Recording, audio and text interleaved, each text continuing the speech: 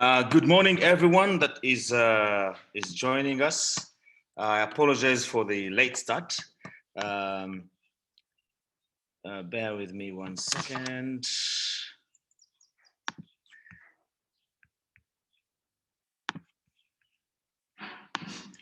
Yes, if you joined us yesterday, you will have heard from one of our speakers, Dwayne Reed, saying just get on and start, regardless of any of the smaller issues that you may experience. So just some kind of housekeeping.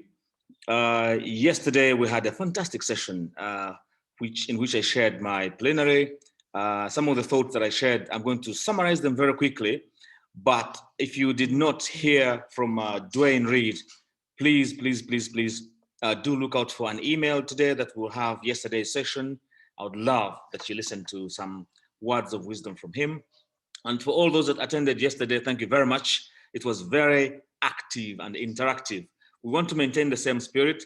It doesn't have to be boring. We want to make it as much fun as possible. The good thing is that now everyone has to pre-register so we know who is attending. One of the requirements we are putting in place is to ensure that the winners of the grants will have gone through this entire process. So it's very important that you attend not just yesterday's or this, but also the upcoming sessions. So it would be good to see who attended yesterday and what your thoughts are about the session. If you could just type in the text message, what your thoughts are with regards to the session yesterday, what would you like to see change, and then we can adapt and as we go along. So where you're located today, what you liked about yesterday, just use the chat session so that my colleagues can keep looking at that. I won't bore you with what NASE is all about. And what we've done in the past and how we've done it. But perhaps if you remember, I did talk about the sweet spot of your idea, that it needs to be desirable, feasible, and viable.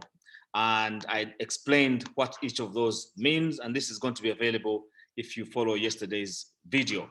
It's really very important that you do that because all this is leading you into a journey where you're going to pitch your idea. So nothing that we are talking about is an isolation. Everything has been deliberately put together. It has an important component, an important reason. There's a way it fits into the story that you're supposed to tell when you do your pitching. So if you missed yesterday's session, by all means, please go ahead and catch up. We went through the design thinking process, and empathy was one of those key things that we talked about. We talked about making sure that you define very clearly who this individual is that you're designing the product and service before you even begin to ideate. So the ideathon essentially is somewhere like here, but we want to take you back to the basics so that you can refine your idea. And for those that get into our incubation system, there will be opportunities to prototype, to test your idea, perhaps change a few things back and forth so that you have a better chance of succeeding. Now, you'll recall I talked about the value proposition canvas and how that's going to be very important as part of the judging criteria. Today, I am delighted to have Laura. I'll let her introduce herself. She is from Startup Africa. These are some of our support partners that you will have been seeing on our flyers. I guess most of you have been wondering, when are these guys going to come in and do their bit? So today I'm delighted to have Laura on board. I'll let her get on very shortly, but I did mention that the value proposition canvas sits bang in the middle of the business model canvas, and that it is very important when you're looking at your business model canvas, which is what you're going to be judged upon, that you understand the value proposition first. And this is actually a whole day. The whole day today, we're just talking about your idea, the value that you're putting onto the table. And the rest will be, I think, completed tomorrow. The other parts of the business model canvas. I won't go through these because we went through them. Everything else is now to do with what Dwayne was saying. So without wasting a lot of your time, allow me to welcome Laura. Laura, please, if you could activate your video and maybe go ahead and share some of the slides that you have. Very delighted to have you. I don't know whether your colleague Matthias is also on the call, but over to you, Laura. Oh, sorry, before you come on board, I should mention that we do have, and yesterday we forgot to mention, we do have someone on sign language. So if you need sign language, please watch out for the videos because someone should be on the sign language. Perhaps Peter and my colleagues, Albert, I wonder whether we're able to activate the subtitles. If not, then I don't know, but that's something to think about. Laura, over to you. Amazing. Thank you so much, Dennis. Let me switch my camera on, at least for a second. Oh my God. Okay.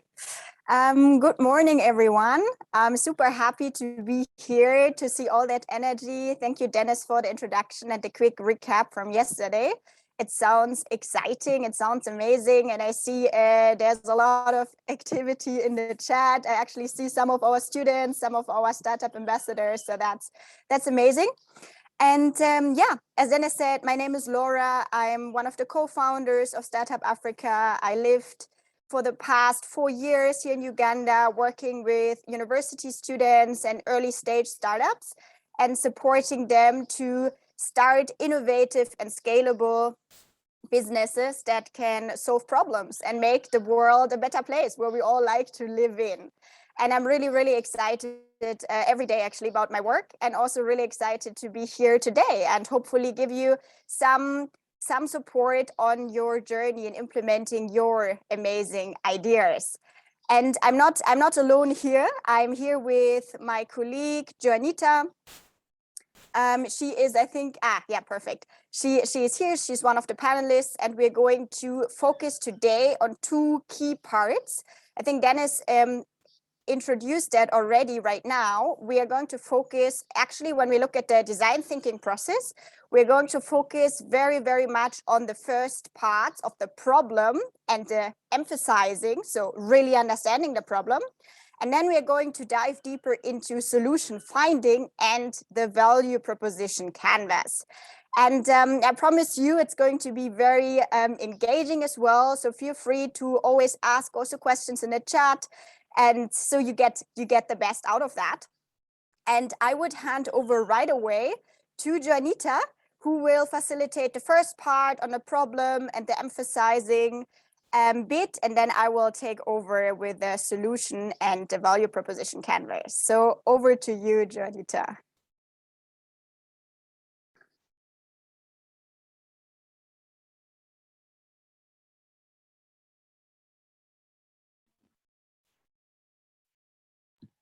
Okay. Yes, I'm here. Good morning, everyone. Happy to be here. Just like Laura said, I also work with Startup Africa. Excited to be taking over this session with Laura, and I hope that we all gain so much from this session. So I'll just share my screen shortly so that we already dive into it. Just before I start, I already also see the chat is really very active today, and I hope that we continue being as active as possible so that we don't make this a lecture, but a very good conversation. So, a minute. Yeah, so today we're going to cover customer needs. And later on, Laura will come in to discuss more on the value propositions and solutions. So again, I hope everyone has renamed themselves and we are participating in the chat box. Always unmute. No, I don't think we should unmute. Type your questions in the chat box if you want to raise any question. And also we want to make sure that everyone gains from this session. So feel free to ask any question, and yeah, let us have an amazing time together. So I don't think I can see my chat, but I would also raise a question to all of you. How many of you already have an idea? I'll just go in the chat a minute and see. Wow, I see a lot of ideas. Yes, everyone. Everyone. Oh my God, this is exciting. Everyone actually has an idea. And the next question is, second question, how well do you understand the problem you're trying to solve? At a scale of 1 to 10, how well do you understand the problem you're trying to solve? 10. 7, 10, 10, 10. Oh my God. Okay. So almost 9.8. Okay, we want to fulfill the 2 now. Okay, 10 out of 10. Okay, another question. How many interviews have you conducted already to understand the problem really well? So if you're at 9.8, if you're at 10, we want to know how many interviews you've already conducted. 5, 2, 7, 9, 2. Okay. 25. Oh my God. Laura, do you see 20s in this in this chat? I think I even saw a 100. 55 right now. Okay. There's 100 interviews already, 150. Oh my God, this is exciting. We love the energy. Keep the numbers coming through. Go to another question. No, there's not any other question. We're just going now to dive. We know that some of you now understand the problem very well. You've conducted some interviews, but still want to dive deeper into understanding the problem. We know sometimes you might think you've understood the problem, but at the end of the day, maybe today you'll know that actually there's something missing. So I'll go straight into into understanding entrepreneurship. So a minute.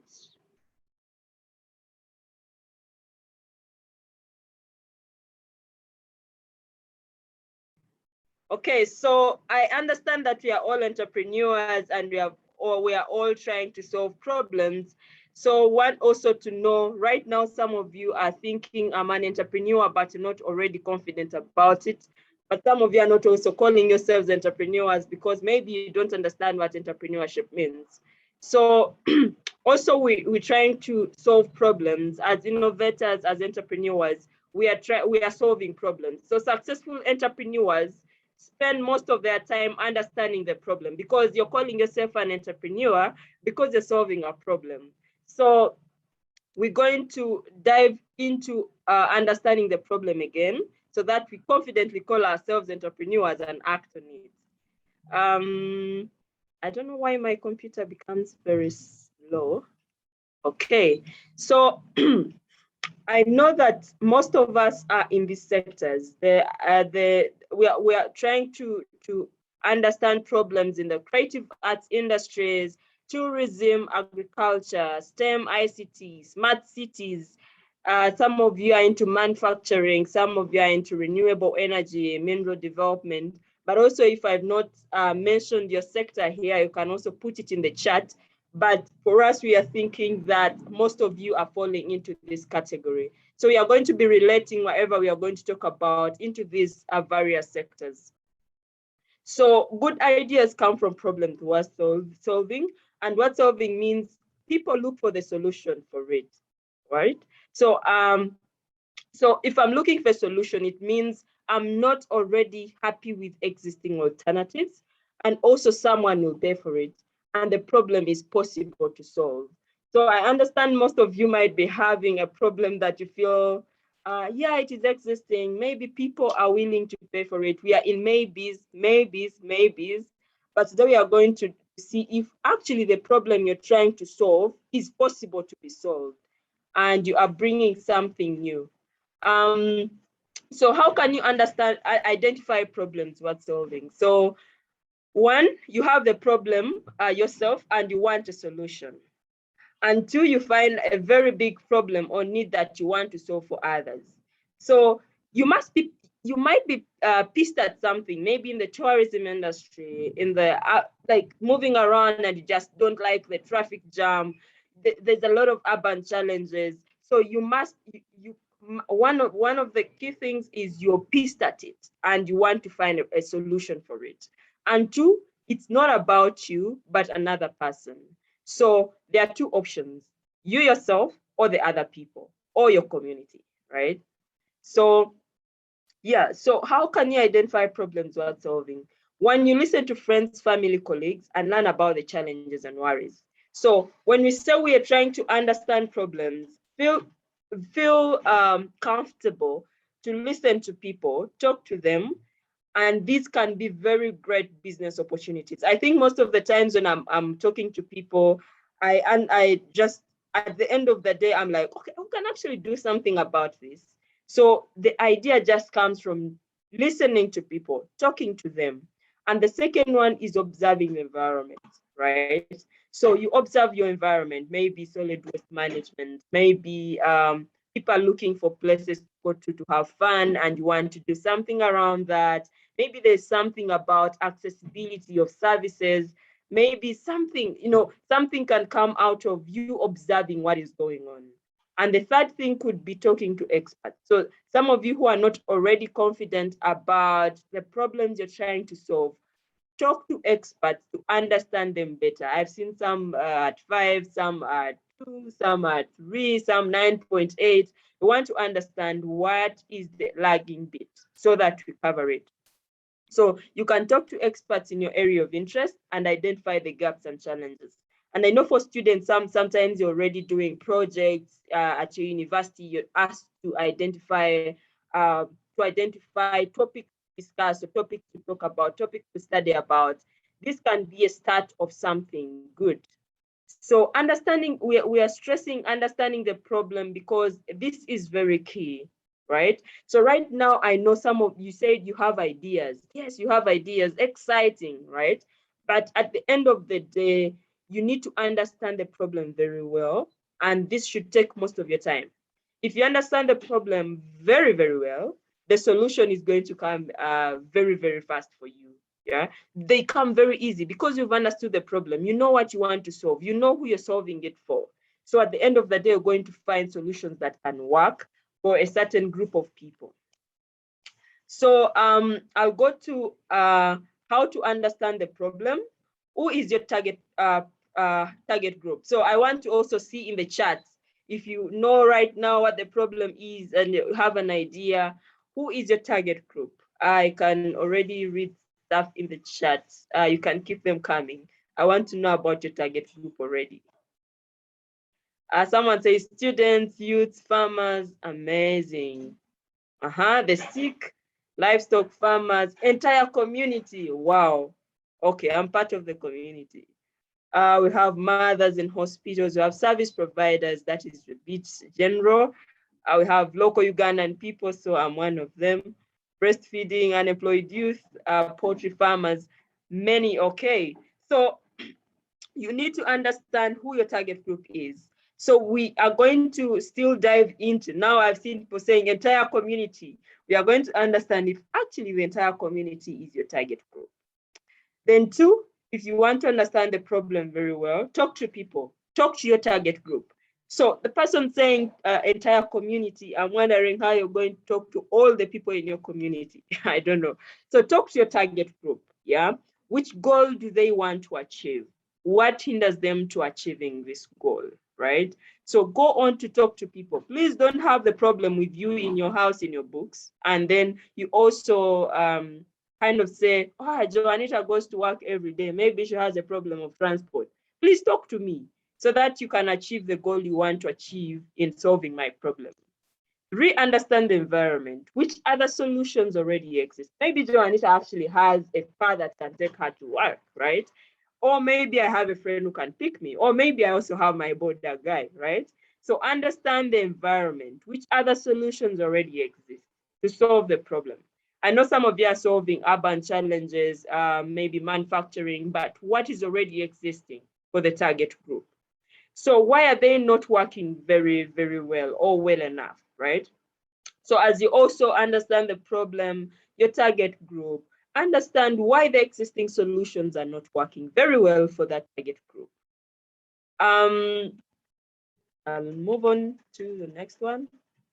So just like I said, I'm now going to kind of go deeper into the target group, right? So when I asked about who the target group is, I saw someone saying farmers, someone saying entire community, breastfeeding mothers, patients. These are very wide, this is a very wide scope, yeah?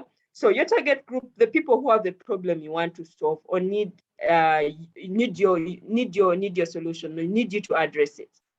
So different target groups have different needs, wishes, and challenges and require different solutions. And also start with a specific target group first. Now, when you say farmers, which farmers are we talking about here, right? Are they farmers in Jinja? Are they farmers in Kampala? Are they farmers in Wakiso? Please be as specific as possible with your target group, right? Because you can't understand a problem if you don't know who exactly is facing that problem.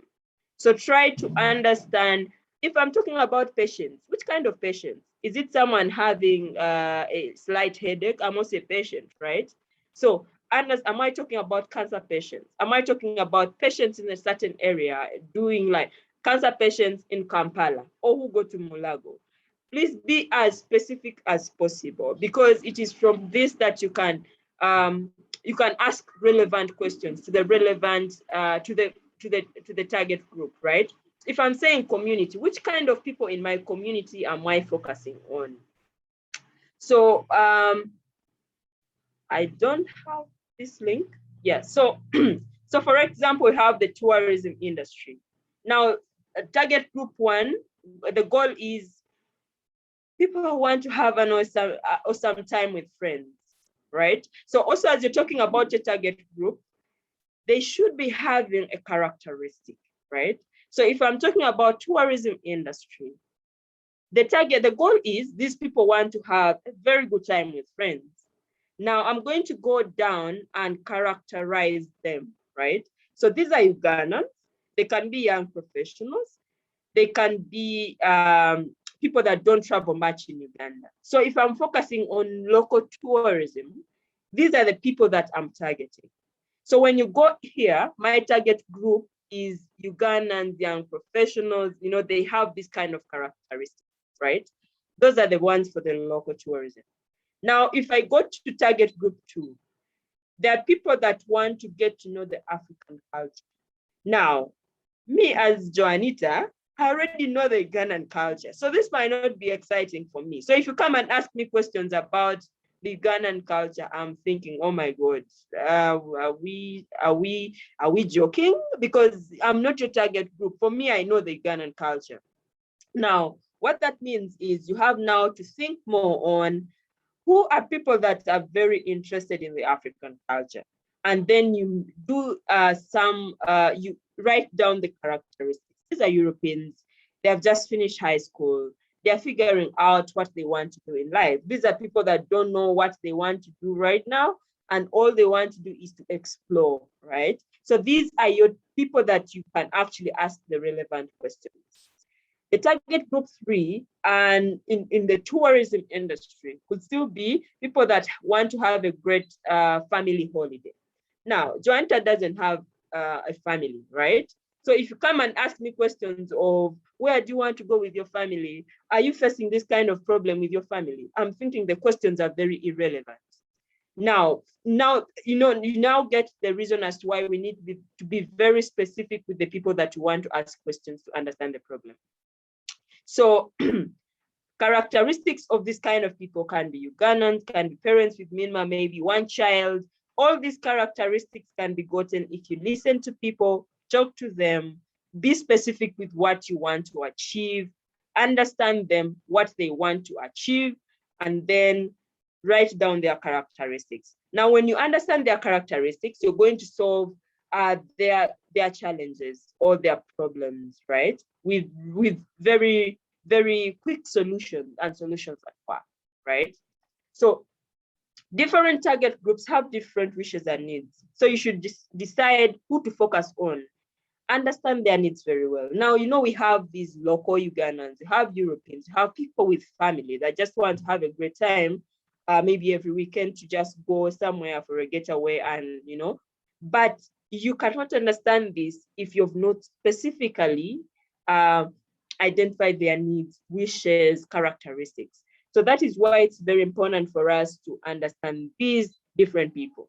Now you'd rather now focus on, maybe I should focus on local tourists, but then you can only decide on this if you know their characteristics very well and what they want to achieve. Maybe you could say, I want to focus on Europeans. Maybe I want to focus on families, right? With that, you are very specific with what you want to achieve, and the solutions really come in handy, right? Yeah. So how to talk to your target group? Have a conversation, have a plan, a guideline, what you want to find out. Dig deep. Now, you know, in the first place, we first identified who the target group is exactly. And then you want to talk to these people more, right? So have a conversation. As you come for the conversation, have a plan, right? Just don't come and have random questions, because these questions will not be relevant if you didn't plan for it. Now dig deep and really understand the root causes of these challenges and wishes. The only thing I would ask you is to listen. Please listen as much as possible, because as people are speaking, there is that one thing, that pain point that you might actually find exciting for yourself.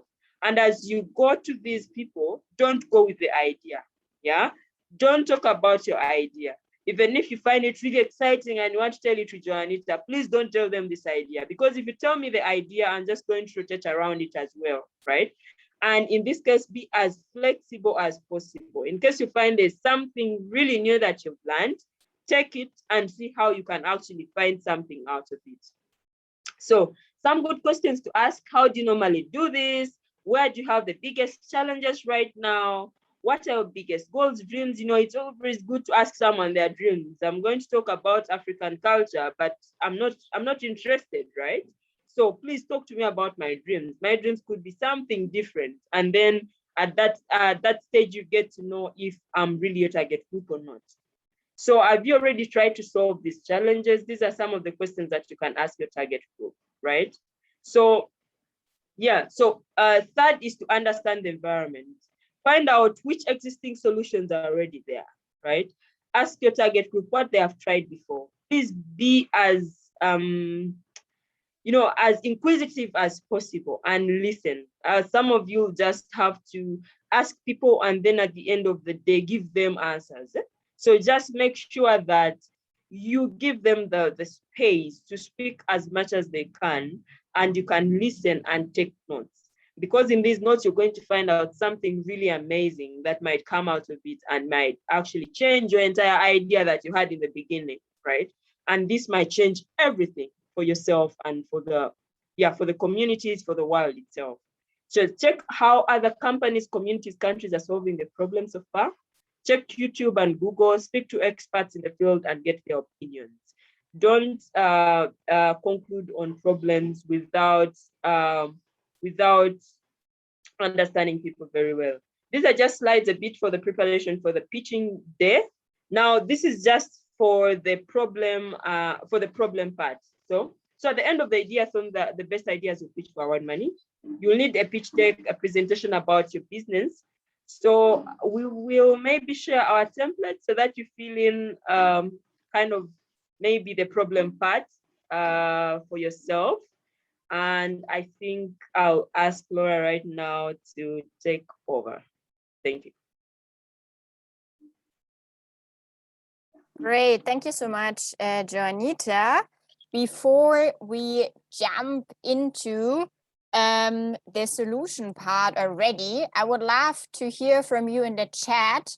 What are maybe some takeaways you had right now from the session? What is something you realized you're maybe not yet doing as well as you could do it in future? Maybe you could shortly give me some highlights in the chat.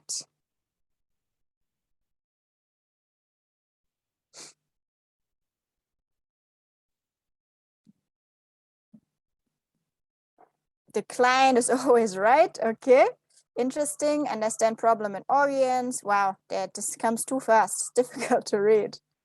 Ask more questions, better understanding the problem. Okay, awesome. I think there are some really good highlights. Customer segmentation is popping up here.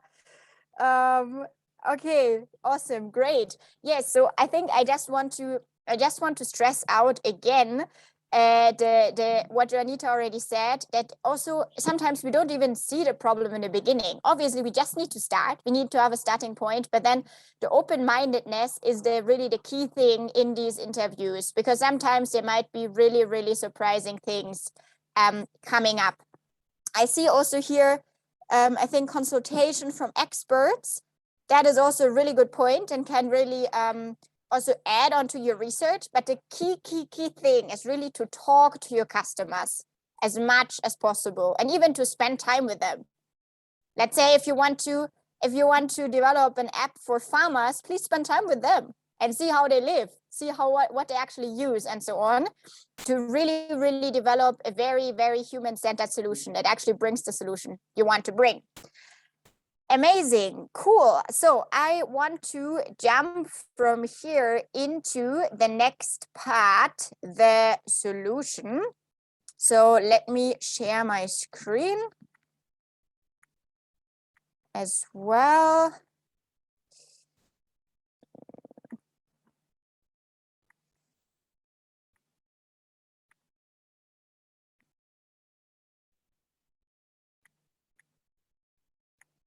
Great. So let's do a very quick recap. So we are very well aligned to then go together into the next session. As Janita had said, we need to split our target group in different segments. And that's really key. And I think that is the biggest challenge I often see when I'm working with entrepreneurs or startups, that they just want to target everyone. But you don't target everyone. You have a very specific group. If you want to sell something to me, I might have very different needs or desires than Janita, for example. And that is really important, to be clear on who you want to target and what is actually their problem. And what is also super key, and what I really want to stress out, find out which existing solutions are already there.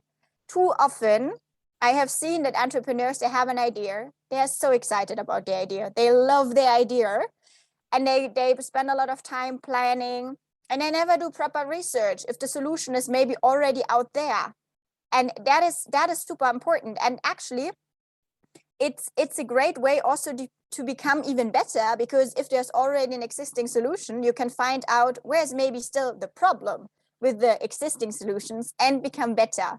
But if you're ignorant of what's around you and how other organizations, companies, and so on have tried to solve a specific problem already, then it's difficult to succeed. And I think, for example, when we stay with the agriculture sector, I know that there are a lot of apps, for example, a lot of apps that try to solve problems for farmers. But then I'm wondering, are these apps really used? If the problem is still there, maybe the app was not the right solution, or maybe there's a problem around, let's say, the uptake of technology you need to solve. So really look at existing solutions, and from there, dive deeper and find out where the problem really lies. Okay, from here, I would want to move to the next part. And the next part is to look at ideas, to look at the value proposition. So value proposition really means, what are we offering? And I know this is the best part. This is the part we entrepreneurs really love, to bring out a lot of ideas. And important is the match between the idea and the problem. But we're going to dive into that in a bit. So first of all, I would like to talk about good business ideas. And I would like to ask you first, if I can read you, because you always type in too fast. What do you think? What are good business ideas? Could you give me some answers in the chat? What do you think is a good business idea? Okay, I see practical and scalable. What else? What else? Smart ideas. Revenue generation, they should be specific, flexible, solve problems for money, feasible, smart, feasible, solve problems. Wow, okay. Deliver real value. Okay, I can just keep highlights here. But I see feasible a lot, viable a lot, adding value, address a problem, scalable, achievable. Okay, great. You mentioned a lot of points. Sustainable. Okay, I think you have already a lot of good points. For me, there are a few key points that I want to introduce to you now. And I think the first part, and this is actually the most important, is you have to be excited about the idea. If you are not truly excited, then it might be a good idea for someone else, but making an idea fly, making an idea work requires a lot of your heart, a lot of your passion. So you must be excited about the idea. I think Janita earlier mentioned, what are you pissed at? What is something you really think every day, like, why is that not solved? That is a great problem to solve. And that is a great idea maybe to work on because you truly feel the pain. And this is something you're really excited about. So for example, let me take the example of startup. I started startup and I started startup out of my own passion because when I was a student, I got a lot of entrepreneurship support. I attended amazing trainings that were really life-changing for me. And I suddenly felt through these programs, I'm not active anymore. Actually, I'm not passive, I'm active. I have all the power in my own hands. I can do anything.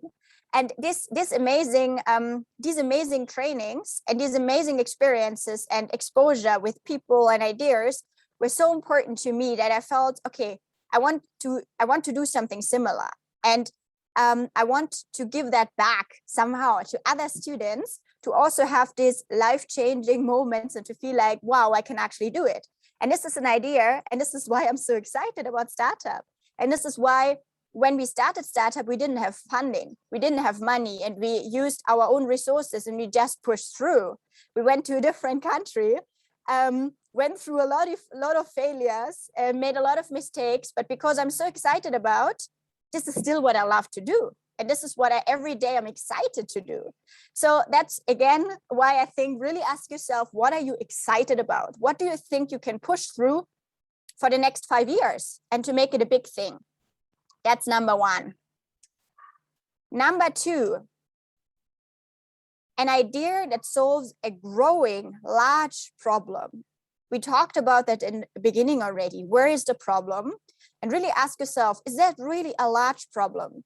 Is this a problem that will even grow bigger in future? I think, for example, a lot of problems related to climate change, they're going to just grow bigger and bigger. Or a lot of problems regarding to employment. They're also to grow just bigger and bigger because populations are growing. So these are problems that are great to tackle. I think also when we look at the SDGs, there's a lot of inspiration we can draw from, but really ask yourself, is my problem really big? And is it growing? And will it grow in future? Because then it's a really good business opportunity. Then next one, also very important. Do you actually have the skill and the team to make the idea work? Too many times I have seen students or young startups who want to develop an app, but they don't even have a developer in the team. And they think, yeah, we need capital to outsource it and to get an external developer to develop the app. Unfortunately, most of the times it doesn't work well like that. Because when we're building something, no matter if it's an app or something else, if we offer a product or service, it's an iterative process. I think Dennis mentioned in the beginning, the design thinking loop. And important here is the loop. It's a loop, it's iterative, yeah? And we continue to understand the problem, build the solution, and continue to improve and to improve. And if you don't have these skills to make these improvements yourself, to build the product, to build the app, to execute the service yourself, it might be very hard to really reach that level of outstanding excellence, where you really solve your customer needs in an outstanding way, much better than all your competitors. And especially if it's innovative, if it's an innovative idea, you should really get these skills into your team. And that's also important, team. I just want to stress that out. Too many entrepreneurs don't want to work in a team or find it hard to find team members. I also know it's not easy to find and to build a really good team, but you must try. You must try to get a really, really, really strong team. And I can also tell you from the perspective of investors, investors don't invest in the idea. Investors invest into the people. And they invest because they believe this guy, this lady, they are going to make it work. And they have the right team to make it work. Because ideas change, yeah? The more we learn, the more we understand our customers, the idea might change. But if the team is stable, you can make it work. So really think through, how can you, if you have not yet gotten great team members, how can you get amazing team members to make this idea work. And lastly, point number 4 is, does your idea really solve a specific problem of a specific customer segment? Yeah. So that's again what Janita said earlier. If you're in the tourism industry, you start with one customer segment, start somewhere and become amazing at that. And then you can scale further. Let's say, I can tell you from my experience, if we talk about European, let's say we want to offer tourism experiences to, let's say, German tourists. Yeah, I'm German, to German tourists. And now already, when we look at German tourists, there are different groups of German tourists. We have the families. The families, they have some good money. They want to go to lodges. They don't want to be too much in traffic jam in the city. They want to enjoy family time. For them, you need a completely different package than for the young backpacker, for example. Yeah, let's talk about myself. When I came to Uganda without a family, just me, not having a lot of money, just coming from university, I really wanted to explore the country. And I love to explore the country through tasting local food, hanging out with local people, going to local parties, learning local craft, maybe being in the nature, doing hiking. I'm not so interested in game drives. I'm not so interested in big fancy hotels. I'm not so interested in lodges, but I'm interested in this really, let's call it a bit more real life experience of Uganda. Unfortunately, there were not much offerings for a tourist like me, because most things you can do in Uganda are for these other segment, for the families who go from lodge to lodge and have many, many thousands of dollars to spend, not me. So I actually felt a bit limited in the way I could do. Now, when you're now a tourist company and you ask yourself who you're targeting, you see already that if you want to build offerings for Laura, for me, you might develop a completely different package than if you develop offerings for families mainly. Yeah. And obviously, at some point, when you're successful on one customer segment, you can scale out to more customer segments. But especially in the beginning, when also resources are maybe a bit limited, your time is limited, your energy is limited, let's just start with one segment and with one problem. And ideally a segment that has money to spend, that is large, and a segment also that you're really excited about. You feel like, yes, this segment, you're excited about them. You want to bring them the solution. You want to make it work. So these are my 4 key points to what are good business ideas. And I want you now to reflect on your own business ideas again and to look at these 4 points and ask yourself again, are these 4 points all matching with your current idea? And it's no problem at all if you feel, maybe I'm not so sure. No problem at all. Ideas are an iterative process. But I want you to think about these 4 points and question yourself a bit. I see there was one question, right? If value addition is a good business idea, and it can be a good business idea, the point is just who is going to be the customer and are you solving a problem for them? If that's given, so if the market is there, then value addition can be good. But not if you want to make some value addition, but no one wants it. No one is interested in it. Yeah. Then it's not a good idea. But if people are really interested in it and they see this is solving a problem for them, then it's awesome. Then it's a great point. Okay. Let's move on from here. We know now what are good ideas.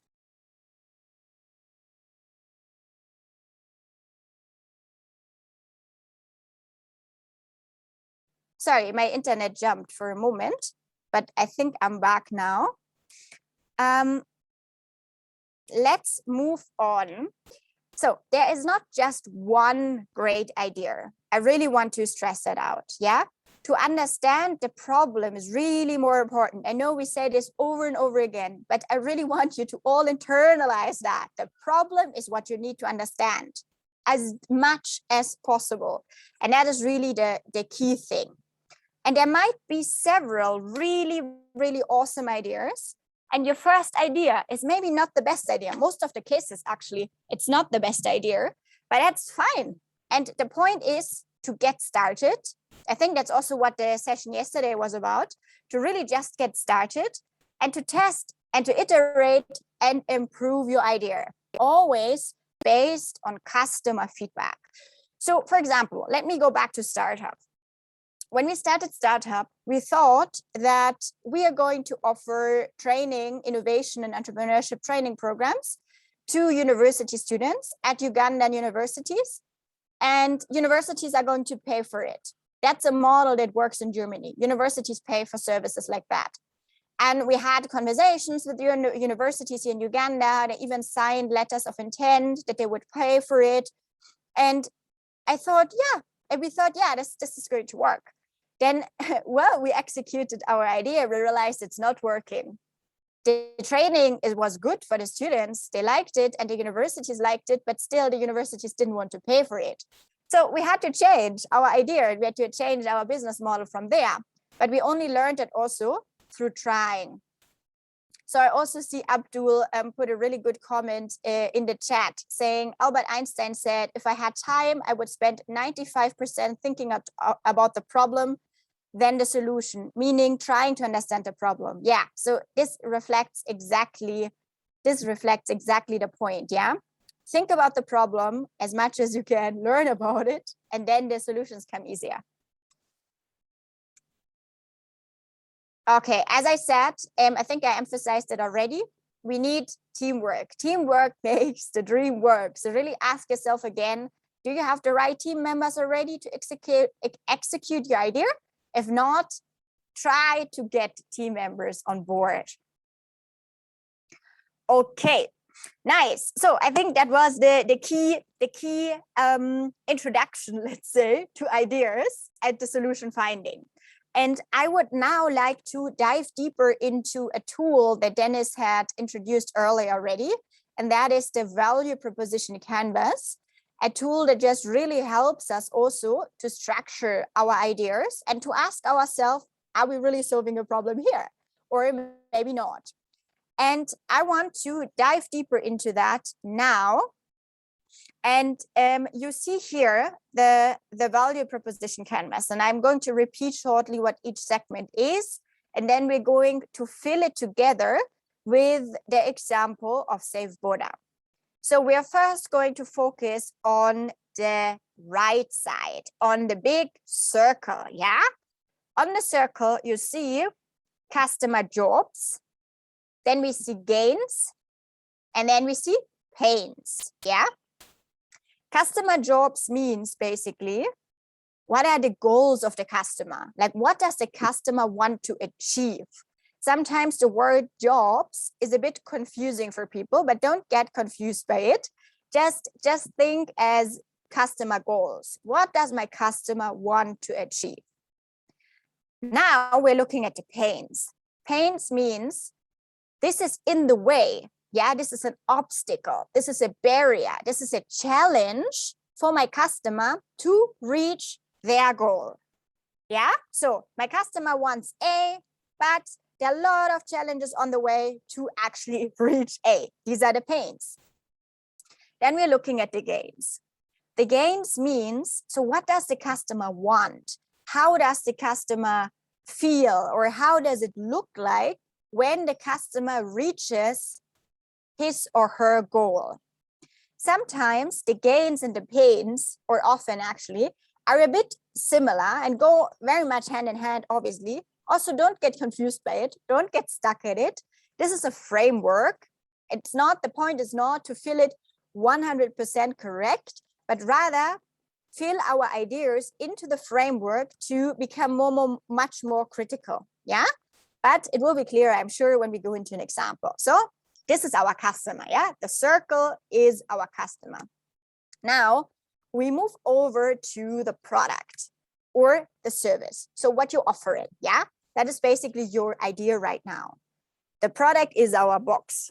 Yeah, you see now on the very left, you see products and services.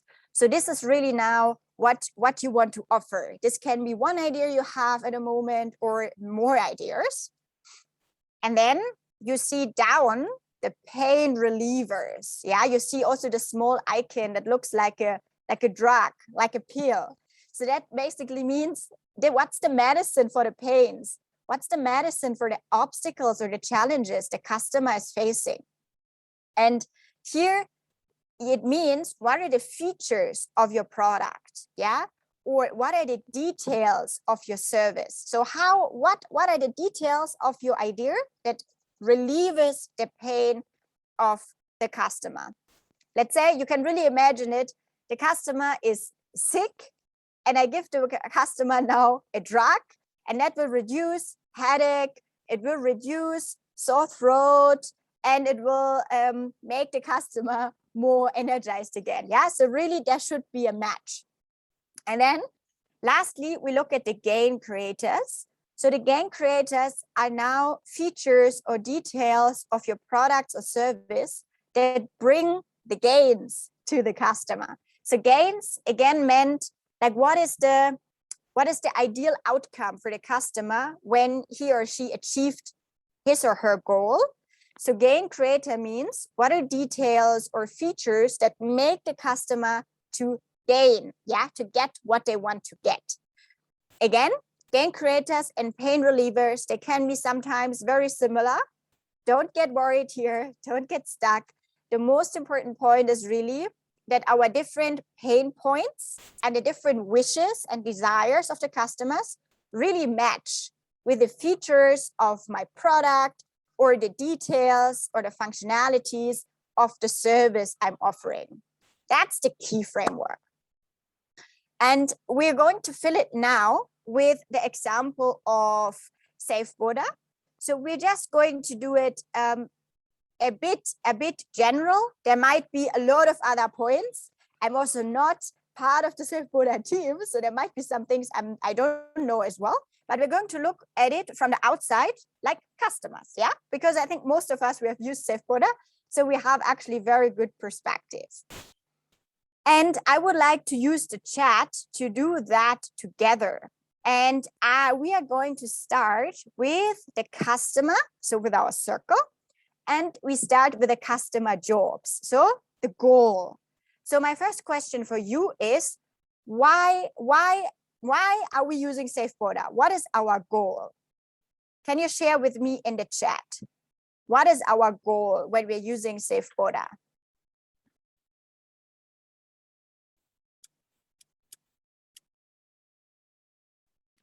Okay, I see safe, cheaper, safe. Okay, awesome. This is again so fast. But I saw a few people also said the right thing, what we put under customer jobs, and that was getting from A to B. Yeah, getting from A to B, that is the customer job of SafeBorder. Not yet that it's safe, not yet that it's cheap. That's not the goal. The goal, why I'm using SafeBorder, is I want to go from A to B. I want to go to town. That's why I'm using SafeBorder, okay? So that's the customer job. I want to go from A to B. Now, when I could now use also a regular border, yeah? I can use my own car. I can use maybe a bus.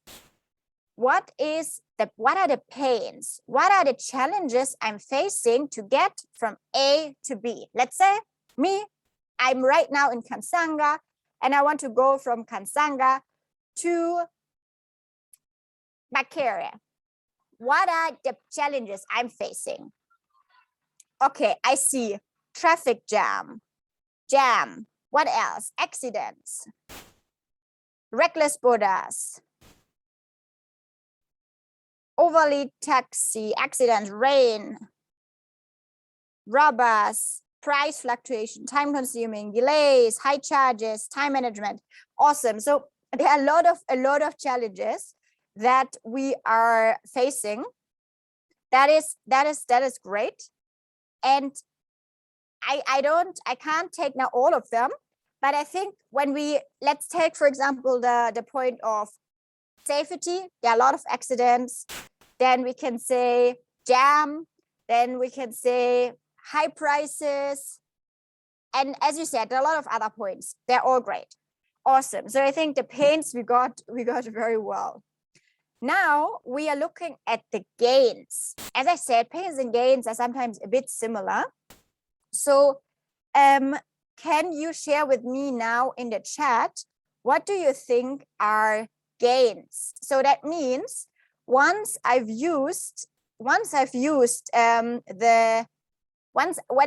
got from point A to point B successfully, how does it make me feel? Or how does a great moving experience basically look like? Can you give me some points in the chat?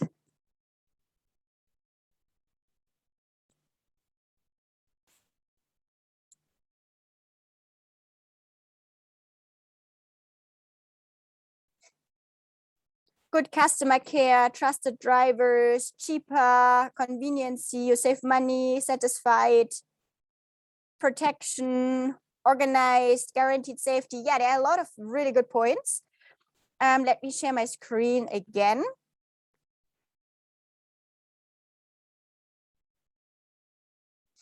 Great. So you see now on my screen, I just added a few of our points.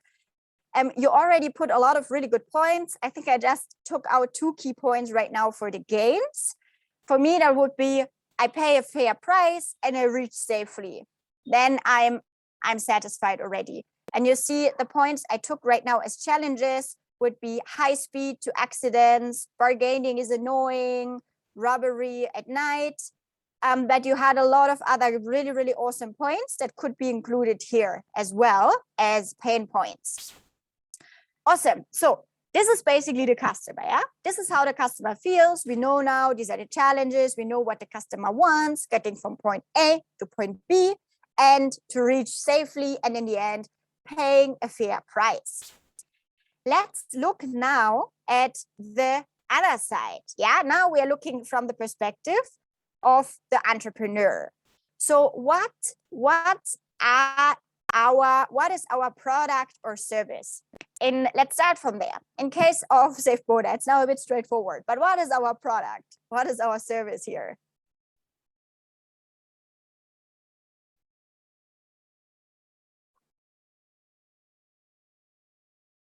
Okay, Bridget said it first. The mobile app, the SafeBoda mobile app and the transportation service. That basically is right now the service here, yeah, because we're looking at SafeBoda. And we're only looking at the transport feature of SafeBoda. I know that SafeBoda also has now more features, but we're focusing on that. Okay, now I want to look at the pain relievers, yeah. And I want you now to look at maybe just the key points that we have written down under pains. The high speed to accident, bargaining is annoying, and robbery. What are now pain relievers that SafeBoda is offering? What are features of the app or what are elements in their service that are relieving the pains that we have written down? You could share with me that in the chat. Fixed prices. Ivan says fixed prices. That solves the problem of bargaining. Helmet, says Alexandra. That solves the problem of accidents. Helmet. They have the address. You can estimate the cost. Many payment methods. Boost customer care. Yeah, I saw the identity of the riders is known, for example. That again solves the problem of robbery at night. They are branded. Yeah, they have the name on the I think they have the number on the helmet and they have the name on their reflector jacket. So these are again pain relievers. Yeah. So all these key points that you just meant, these are solving some of the pains that we have mentioned before. Okay, now I want to look at the gain creators. So at the gain creators, we said here right now, paying a fair price. This is one gain creator, and we want to reach safely. So what are gain creators now? And I said already before, sometimes gain creators and pain relievers can be very similar. But what would be here gain creators. Yes, Edwin says the helmet. Exactly. The helmet again would be a gain creator. At the same time, it's also pain reliever, but that's fine. What else? Fair price rates, the Celestine. Yes, so that's also, for example, a gain creator for paying a fair price. Awesome. So let me show you how this can look. You see how the points I put here. So for me, I said, okay, the helmet is a pain reliever for the high speed that leads to accidents. Then registered borders, reduce the robbery at night. We have the fixed prices that could also be a pain reliever, as we said before. And then we have up there as gain creators, fixed prices that give the gain of paying a fair price, and trained drivers I have here, for example, that also contributes to reaching my gain, my desire, that is to reach safely. As you said, there are much more points that we could also have included here, but I just wanted to pick out these key points to illustrate very clearly for you how the gains and the pains really must match together. Yeah. And this is something you can really ask yourself very critically. The ideas you have, are they matching exactly with the pain points? And I think Dennis said also that this is going to be a very key point at the pitch competition. If your gains and your pains, are they matching? Because many times, entrepreneurs don't have the match. They don't have the match. And we want you to have the match, yeah? So ask yourself if you have the match. After the session, we are also going to share the slides, and we're also going to share a template for the value proposition canvas that you can fill it on your own, and you can fill it with your own idea and really ask yourself, is the match really there? Okay, I want to go into a bit more deeper into the value proposition canvas and do a bit of a practical together. And I want you for that to draw the value proposition canvas on a piece of paper right now, so you can really think with me. Yeah. So I put the canvas for you here. I give you now 2 minutes.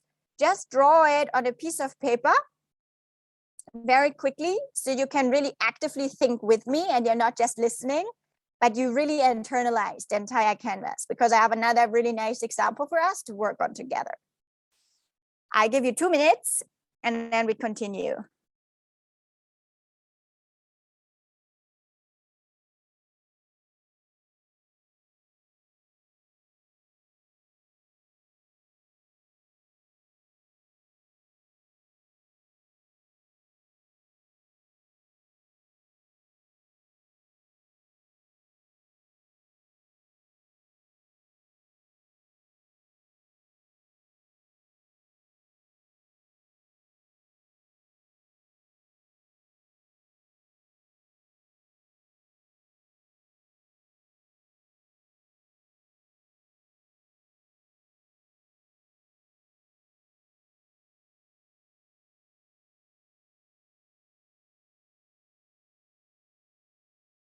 Okay, I request you give me a done in the chat once you have, perfect, I see.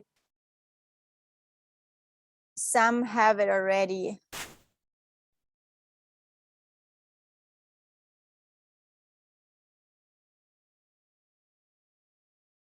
Okay, I see a question here from Angel, but I don't get the question. Maybe Angel, you could rephrase your question again. So I can get it, and I'm happy to answer on it, but I don't get it. So Keen Angel, please just write your question again. I'm happy to answer it then. Okay, I see a lot of dones. Whew, enough dones, I think, to move on. Okay, great. So what I want you to do for a moment is to use really a moment now to reflect for yourself. Before we move into another examples, I want to give you a short moment of really reflecting, yeah, on your own business. So I want you to fill now the customer profile with the findings that you had from your interviews. We asked you earlier how many interviews you have done, and you had a lot of interviews. Or even if you have just done 2 interviews so far, you use the findings from that. And I want you to feel just this circle right now, yeah? Think through and think, what is really the major goal of your customer? What is really the need that you found out? What do they want? What are the pains on their way? And what are the gains for them, yeah?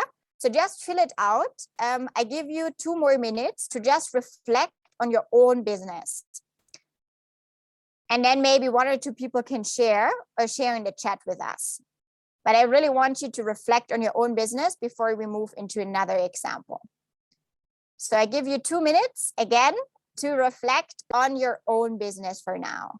And just fill the circle for now.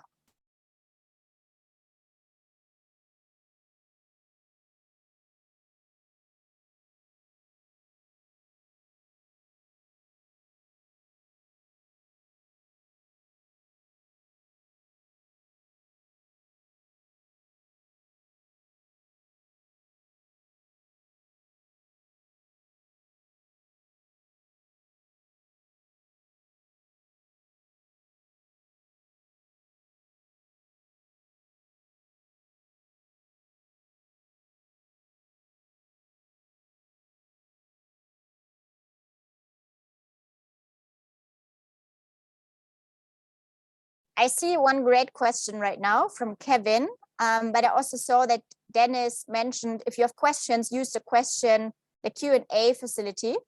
But Kevin mentioned for someone making a marketplace, doesn't that make the customers too in nature?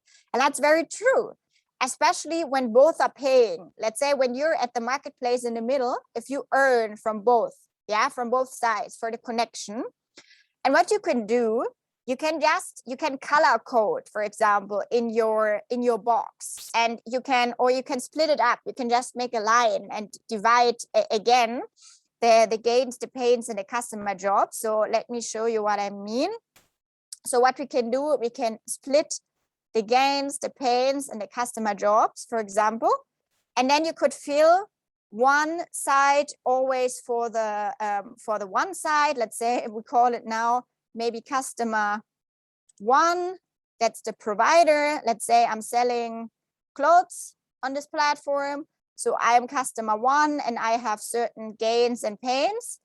And then we have customer 2, who is the buyer, yeah, and that I'm connecting the other one with. And then I would just use a different color and fill the rest as well. You could still fill the pains, you could still fill the gains and so on, but you have both in one, yeah? Just use different simple methods like that to portray your own business. And Aloysius also asked if we must capture only 1 customer job. No, if you have multiple jobs, that is also okay. You can also capture more than 1 customer job. Just important is again the focus, yeah? What is the most important customer job? Or maybe the most important is 1, 2, 3 customer jobs, that we have a bit of focus, because if we solve everything again, then probably our solution becomes very generic, and we want to really make a really innovative and specific solution. So you can put more than 1 customer job, but still stay specific, maybe 3.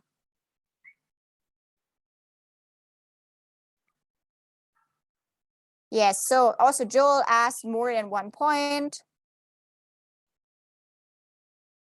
Okay, now for example, Marriott put in the chat, my customers are in need of organically produced vegetables that can easily be accessible at a low cost. Okay, so let's say Marriott says her customers need organically produced vegetables. Now I'm asking, what's the pain? Like, why are they not getting it already? Why are they not just going to the next market and buying them? So here we would now make it specific. What are the pains? If you don't know them, talk to your customer.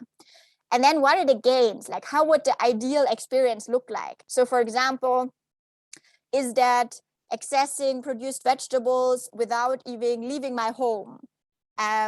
Or is that having a variety of different vegetables every week? I don't know. This could be multiple things. I don't know your customer. That's why you need to speak to them. Yeah. So that was for Marriott. I see also the question of, I think the explanations are not basing on medical business ideas. Maybe Ian, maybe you could make your idea a bit more specific. What is your medical business idea? Then I can try to address it better, because I'm sure it also applies to medical business ideas. So just share with me maybe your idea in a bit more detail, then I can talk about it more. Okay, so my customer wants pork, but can't have it at any time of convenience, affordable housing for everyone. My customers need quality, local and affordable videos. They also need access to video equipment for hire at reasonable prices. Okay, guys, this is good, but I need you to become even better, yeah? What I see right now is just, most of you wrote a general bigger need. Affordable housing for everyone. That's a bigger need. But I want you to think through what are really the challenges. So what are the challenges to access affordable housing? Where are the challenges? What are the pains exactly here? Yeah, we have to go deeper than that. Let's take another one. Okay, I think we are going to go into an example first, and then we're going to reflect on our own businesses again. Okay, I see. Okay, it's a bit difficult to get all your points very well in the chat. I think some of you, they're already becoming now a bit more specific. But I want you still to become better, yeah? And that's also okay, that is a process. When I was a student and I filled my first value proposition canvas, it also wasn't great, probably. So that's okay. Let's not get stressed about it. We're going to do an example now first, and then we're going to go back to your businesses and see if we can improve what we have so far. Okay, so I still want you to draw another value proposition canvas on a piece of paper. So you can fill with me another example that is not your business, yeah? So I give you 1 minute again. Quickly draw the circle, draw the box, make the lines. It's very fast, and then we can move on, okay? I give you 1 minute for that. Please give me again a done in the chat once you have drawn another canvas so we can fill an example.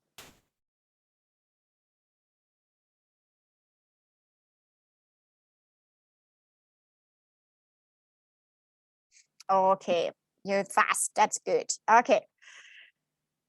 Let's move to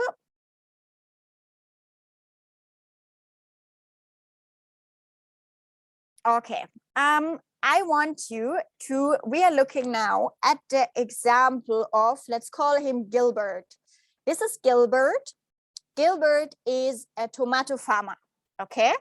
And let's look at his customer side. You see here, I put over the customer segment of our value proposition canvas some blocks already. And his major goal, his major need is to earn more income. He honestly doesn't care exactly what he does, but he needs to earn more income. So what are his challenges in earning more income?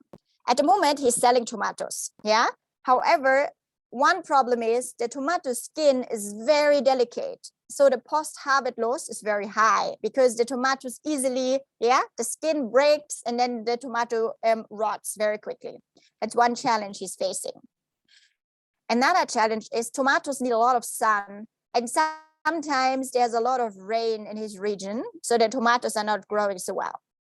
Another challenge that he's facing is the tomato prices are fluctuating, and it's difficult for him to predict how much money he's really going to get. And another problem he's facing is that the transport to the city is very expensive. Yeah, so these are the challenges that I found out, and this is what we look at. Yeah, then what does he really want? Like, what are the gains? What is he dreaming about? And what he wants is to have stable income, not to worry about money, and being able to pay the school fees for his children. Yeah. So this is what we're looking at. This is Gilbert. This is Gilbert's profile right now. Okay. And I want us now to think through what could be a solution for Gilbert. Let's do a quick ideation session together in the chat. What could be a solution? And I want you to think really out of the box and very wild, but related to the problems that you see here. Yeah. What could be a solution for Gilbert? You don't have to solve all problems, but a few of the problems should be solved with your solution. So let's do an ideation session in the chat. What could we as an entrepreneur offer now Gilbert? Okay, I see greenhouse farming, greenhouses for sunshine. Okay, a lot of people put greenhouse. Value addition, getting a company he can supply for, proper packaging, greenhouse, seed selection, value addition. Okay, nice. I want you, diversity is farming, catch-up, vertical farming, ready market, joint venture, get wooden box for carrying. Okay, app solution. Okay, what app solution? Guys, make it more specific. What is your app doing for Gilbert? Also, someone said value addition. What value addition? Become more specific. Yeah, I know these are all keywords we know. App, value addition, but what exactly? Become very specific. I'm going to be very critical on that. And I tell you the judges at the pitch day as well. You must know the solution very well. Irrigation farming, proper packaging. Proper packaging, what? How does the proper packaging look like? What proper packaging? E-commerce for predict prices. Whew. Okay, go to international market, make tomato sauce instead. Okay, branding. Okay, nice. A lot of really, really amazing solutions. Let's show you what I got so far, and you will find some of your solutions in my solutions as well. My solution number one would be proper packaging, a tomato, I would call it a tomato safety box. Yeah. And now I show you how I feel the value proposition canvas for my tomato safety box. You see here now, we still have the circle is exactly what we had talked about earlier. Yeah, you still see the same profile of Gilbert. And then you see on the left side that my idea is now that I want to offer Gilbert a tomato safety box to transport tomatoes better. And now when we go to the pain relievers, you see now the features of the box. So my box is going to have a cooling effect. I'm going to use some technology that will keep the box always cool, even if it's transported over very long distances in the sun. That is solving the problem of that the tomato skin is very delicate. And I'm also going to put some cushion in this box that is also going to solve the problem of the tomato skin is very delicate. Right now, I'm not solving the problem of sun. I'm not solving the problem of prices. I'm not solving the problem of transport, but it's fine because my solution is just tackling the very problem of the tomato skin. Obviously, I would now have to check with Gilbert if that's a solution he's interested in. And I would need to check with Gilbert if he would pay for this box and how much I could charge. And I would need to find out how I can produce this box. But these are questions for later. Yeah. Right now, we're just focusing on our ideas. But you see, and that's the key thing I want you to see is how my box is solving exactly that problem. How we have a very strong match between my pain relievers and the pain. Now we're looking at the gain. My gain is simple. He can sell more tomatoes because more tomatoes, the post-harvest loss is reduced and more tomatoes reach the city. And that already creates more stable income, hopefully so much more income that he can pay the school fees for his children and he doesn't have to worry anymore. Obviously, these are right now just my assumptions that the post-harvest loss would be so much reduced, but I want you really to get here how the blocks are interconnected. That's only solution number one. That's just one solution. And as we said earlier, for each problem, there can be many, many, many solutions. So let's look at my solution number two. My solution number two is training farmers in tomato sauce production. I think that's also what some of you said, value addition to make tomato sauce. When we're looking now at our value proposition canvas, how would that look like? Again, on the right side, we stay with the exact same profile of Gilbert. He has still the same problems. He has still the same wishes, the same gains, yeah? Now, we start with the product or service. So here we say what my business is going to do. I'm going to train farmers in tomato sauce production. And I'm also going to provide them the equipment they need for tomato sauce production. So what are now the pain relievers? My pain reliever here, number one is I do value addition. So there's less post-harvest loss, yeah? Because I'm using the tomatoes right away. So they can't even get spoiled so quickly. So I'm solving that problem already. And tomato ketchup is normally less sensitive to price fluctuation, especially when I have a really good product that's on the shelf. The price fluctuations are definitely less than when I sell fresh tomato. So already I'm solving that problem as well. Now, when you're looking at the gains, I said here, tomato sauce can be sold to higher prices. That will give more income to Gilbert. And again, you see, we have a match here between the gains that Gilbert needs. He can pay school fees. He has more stable income. He doesn't have to worry anymore. Again, at this point of time, these are assumptions. I don't know if it's true, but this is what I assume right now. And we're going to test it in reality. We're going to find it out. We're going to validate. But at this point of time, the key thing is your solution that you have in mind really matching? Yeah. And again, this was solution number two. And you see it's very different than the first solution, even though it's still focusing on the same customer with a set of problems. Let's look at my solution number three. And some of you also had this idea to venture into or to go into greenhouse farming. And I thought Gilbert probably doesn't have a lot of money if he's a small scale farmer. So I want to have a solution for him that is very, very cheap to make. Also, I think climate change is a very huge topic, and we should always try to find solutions also for that. So my idea was, why not making a greenhouse, but we use recycled materials and we make it from plastic bottles. So how would my value proposition canvas now look like?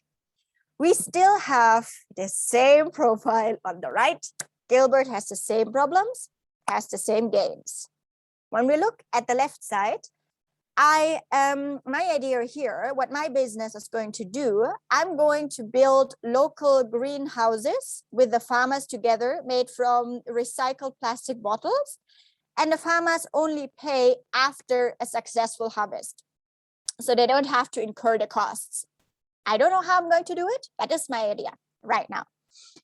How are my pain relievers now going to solve the problem? So you see here, we have a stable climate in the greenhouse. The temperature is very constant.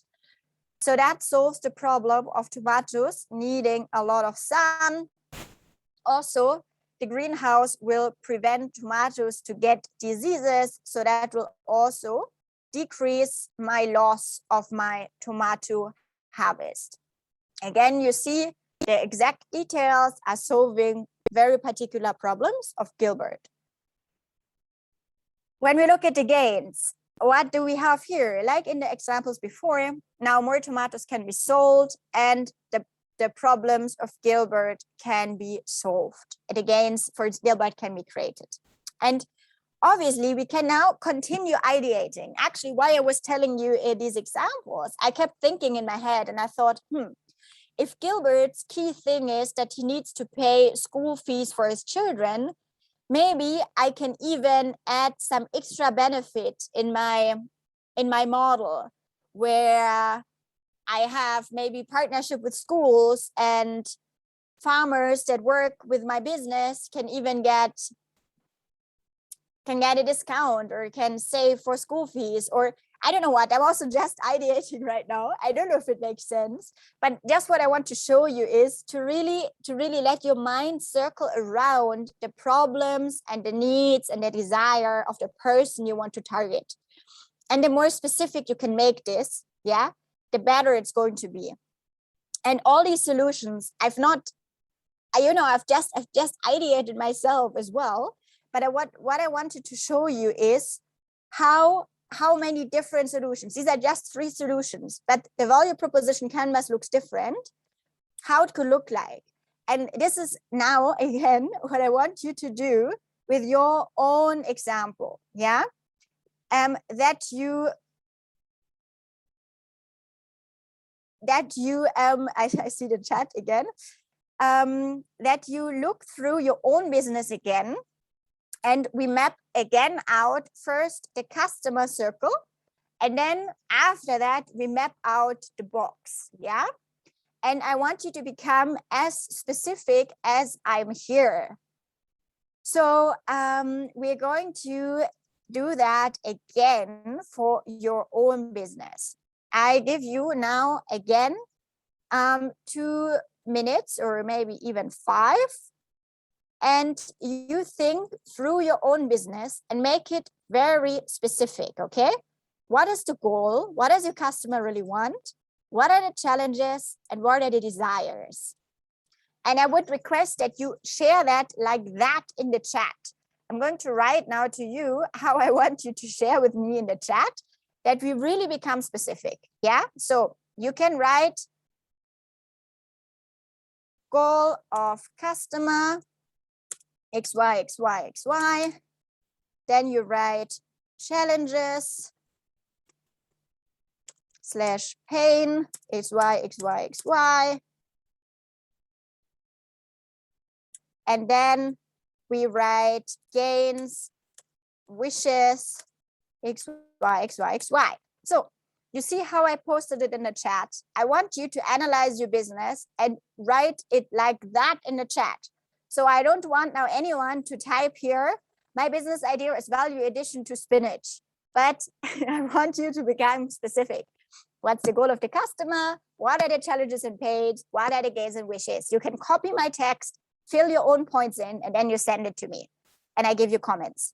So let's take 5 minutes to do that, to really reflect on your business now.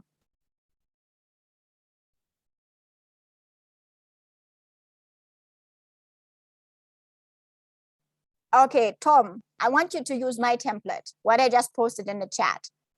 You said human medicine pharmacy to sell safety and affordable medicines. Please use my template. What's the goal? What are the challenges? What are the gains? Become super specific here. Perfect. So Patrickson posted it again. And now just fill it, please. You can copy it and edit it in your own chat.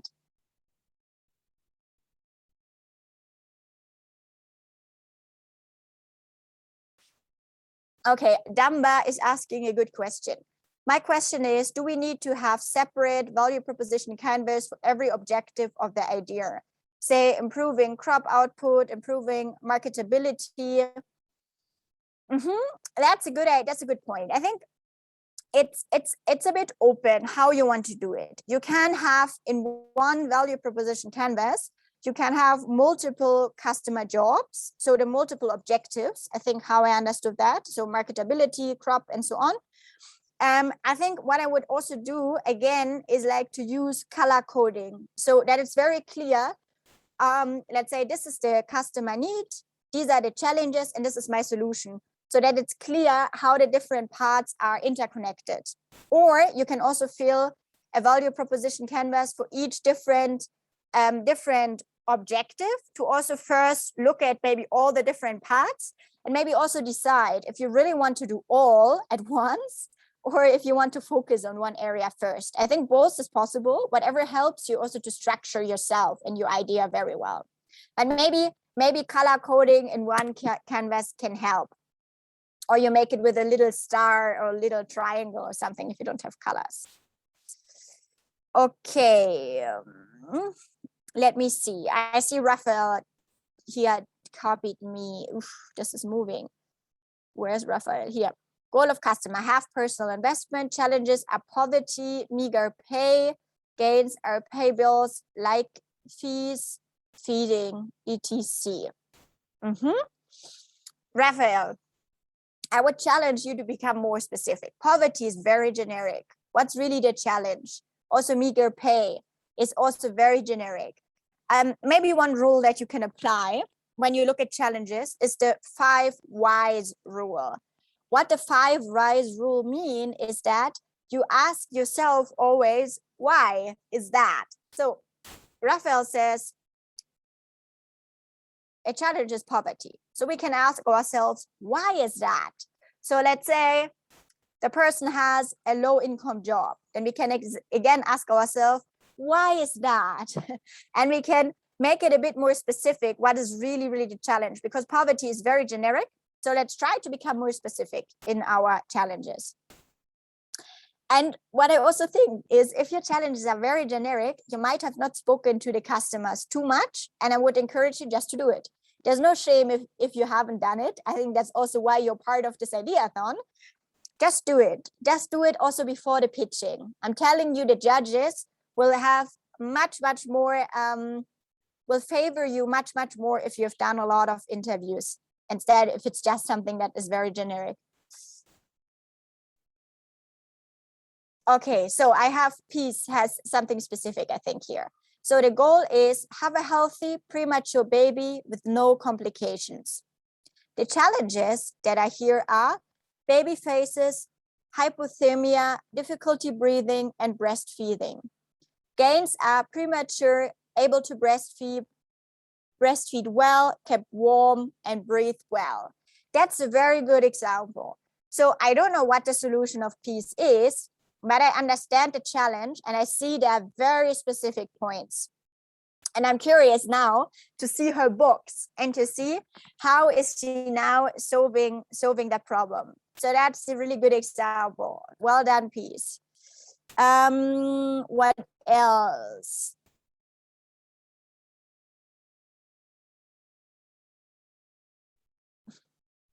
Okay, so we have Lee.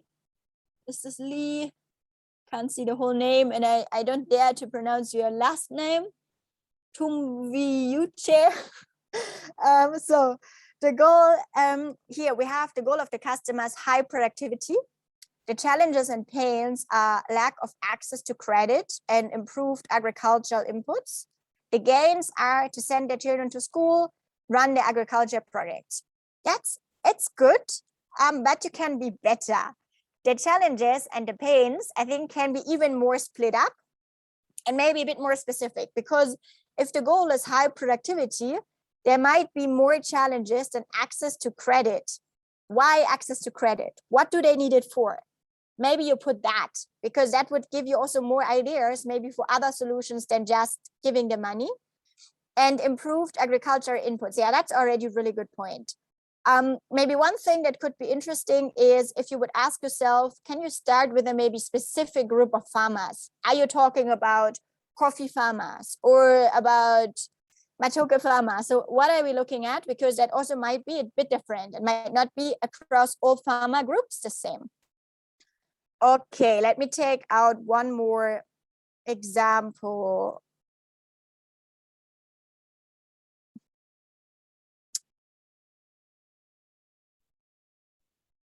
I want to see if we have somewhere a manufacturing example. Let me scroll through.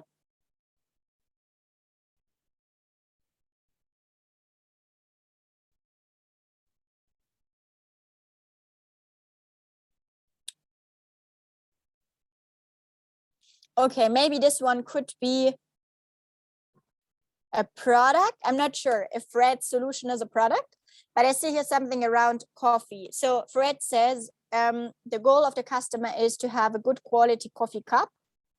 And the challenges are poor primary coffee processing.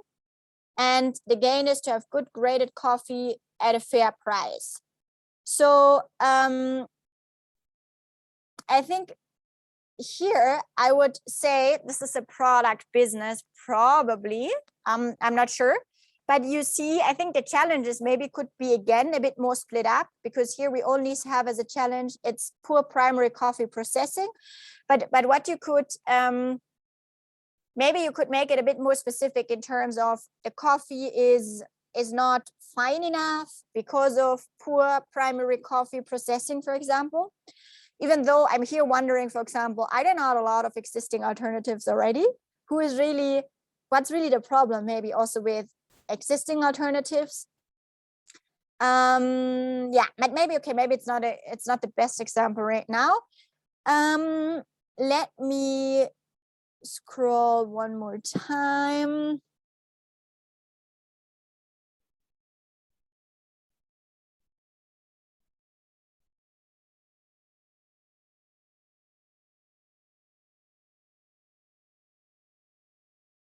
Okay, maybe before I go into product, I found one example I just want to point out again, and then I will go make one product example.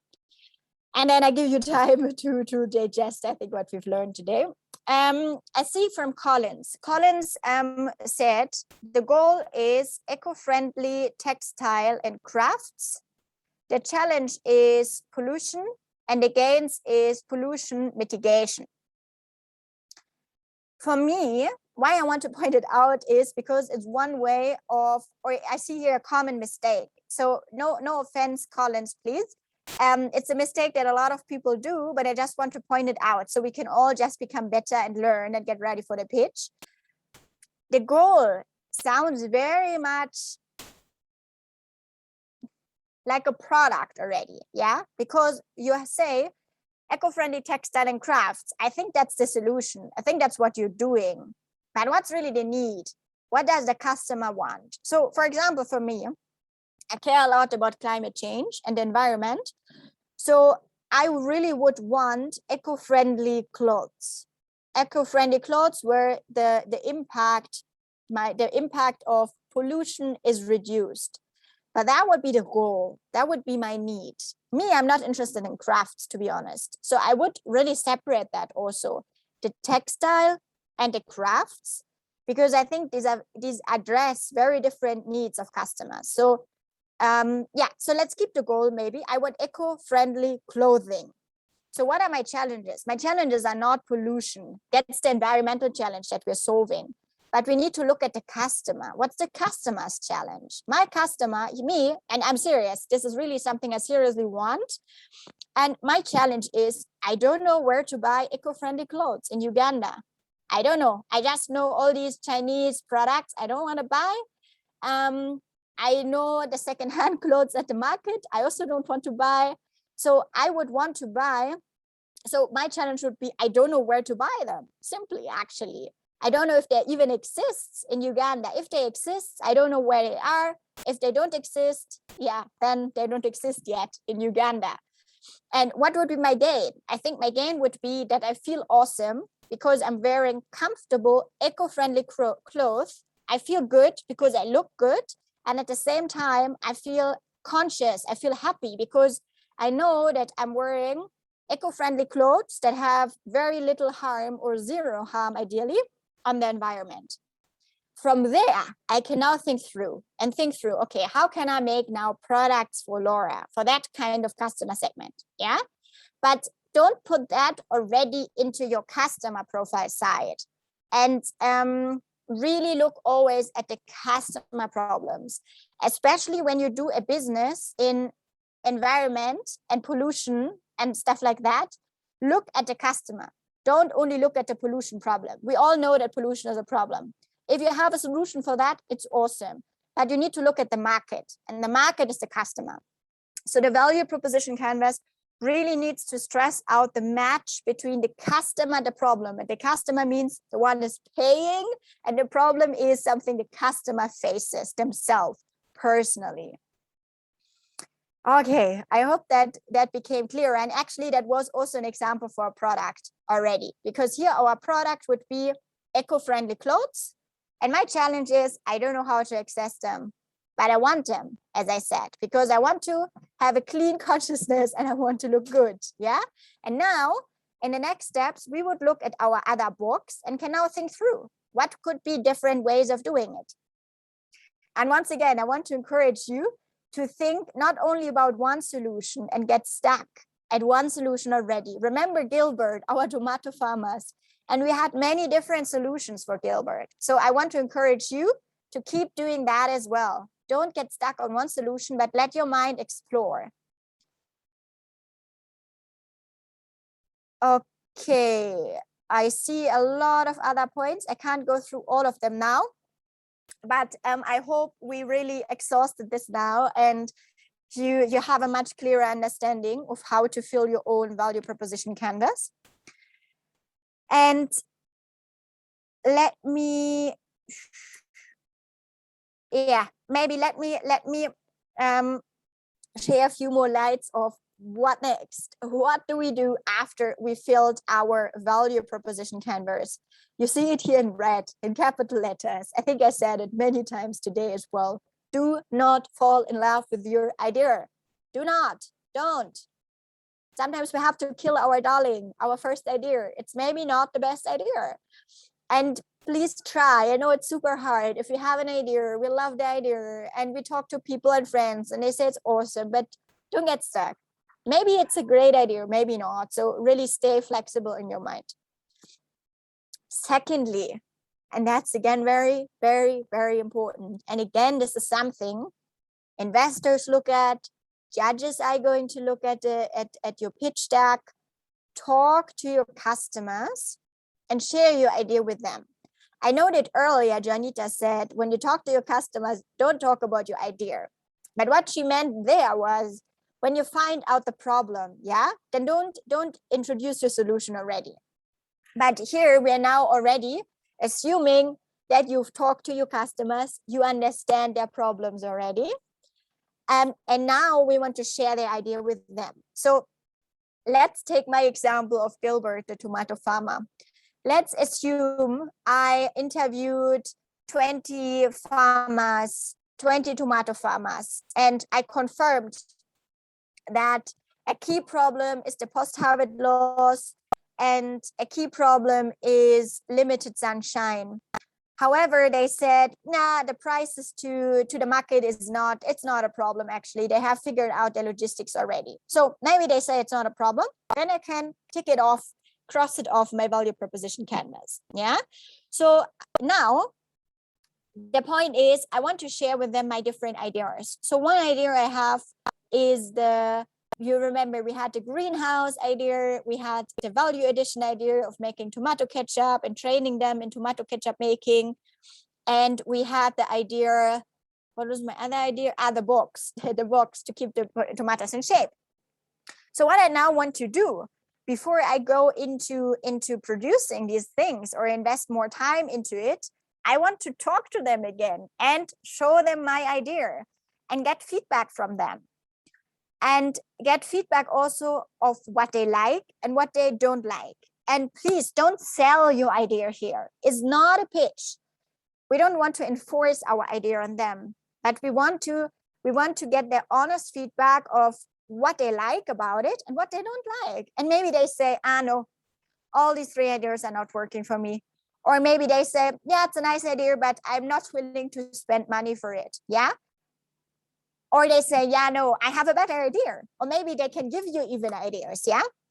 And the key thing is really talk to your customers, get immediate feedback on the solution, what works for them, what doesn't work for them. And it's sometimes painful, but it's the way to go, yeah? And it's the way how to minimize loss of resources because you're not wasting time or money in building something that no one wants in the end. So how can you do that? How can you share ideas? What I would always recommend you is when you share your ideas that you have a visual representation of your idea. It can be as simple as you draw your idea on paper. The thing is, human beings are visual. Yeah, that's also why you like to see slides. That's why you like to see me while I'm talking and not only look at the black screen without a camera. It's not the same. The understanding is not the same. And what we want to achieve is that our customers understand to 100% what we're talking about. Because only if they understand fully what we mean, they can give us relevant feedback. Because if they give us feedback on something they don't get, yeah, it doesn't help, right? So I think what often happens is we share an idea. I tell someone, so my idea is we make a greenhouse out of plastic bottles where you can grow your tomato plants in. And I just tell them without showing the picture. And they might just say, yeah, it's a nice idea. I appreciate the idea. But they don't really get my idea. They don't really see it. So I'm not sure if they really like my idea, how I see it, or they just say it to be polite. Yeah. But if I have a picture or a drawing, they can give me much better feedback and they can say, ah, no, this looks very weird. I don't want this. Or they can say, yeah, it's nice, but I'm scared that when it rains heavily, that it will not hold. Or this is a lot of work and I think it will get broken quickly. Whatever feedback they might have, or they say, this is awesome, let's do it. Yeah. So really bring something visual with them and it will really, really, really help you in getting valid feedback. And that's of your interest, right? You're the entrepreneur. You want to build the business. You must have the best feedback from your customers. So what are the next steps? We have this 1 week of bootcamp. And I just want to encourage you to use this 1 week to really shape out your idea as much as possible until the pitch day. So minimum, talk to 5 customers and get feedback about your ideas, maybe even more, ideally more. And already find out if they want to change something in the idea, if this idea is really solving that problem or not. And also find out if they would pay money for it. Yeah. Dennis shared with us earlier the business model canvas. And you know that there's this part of the revenue stream, right? How do we make money? So we want to confirm that our customers are even willing to pay for our solution. If they're not, it's not a business, unfortunately. Yeah. So this is something you can find out also in talking to your customers already, if they would be willing to pay for such a product or not. And lastly, I want to show you 2 slides for your pitch deck already. That is one. So what I think Jonita earlier shared with us, how she would feel, or how you would feel in your pitch deck, yeah, your presentation that you will need to pitch your idea at the end. That is the slide on the problem. So what's the problem you're solving and for whom are you solving your problem? The customer. And then we want also a slide on the solution. So what's the solution? So here we use an example of a hostel buddy system where university students can find a hostel room online. So this is, for example, how it could look like. So you show a picture of the solution and you explain how it works. And here again, you can use the feature from the value proposition canvas, your pain relievers, yeah? So the elements that will solve the problem that you have talked about before. And then we would also recommend to have a slide where you show exactly how does it work? Like how does your solution really work? So when you pitch to the judges or you pitch to any other people in future, no matter if these are partners you want to get on board or team members or investors, it's really key that step by step your audience understands what you're talking about. So this would be our recommendation. And let me just emphasize this point again before I close, and I'm happy to answer a few more questions if they are there. Talk to your customers. And to reflect back to the session Janita gave us in the beginning, understand the problem first, understand who exactly is your customer segment, and then come up with a solution, fill your value proposition canvas, make sure the problem and the solution match with all the small connections. These are the key things. And talk to your customers again to find out if the problem really solves their problem, the solution really solves their problem, and if they would pay money for it. These are the key steps we would recommend you to take to really shape out your idea further. I would love to hear from you. The pitch. Okay, yeah, let me share the last 3 slides. I think that was a bit confusing. Sorry about that. So, yeah, Laura, sorry to interrupt. Yes. We're going to do, I'll facilitate the Q&A. So I don't know whether you want to do that now, or I'll let you share the last slide, and then I can help you to facilitate the Q&A. Perfect, great. Oh. Thank you, Dennis. Great. So the last 2 slides, there was a bit confusion.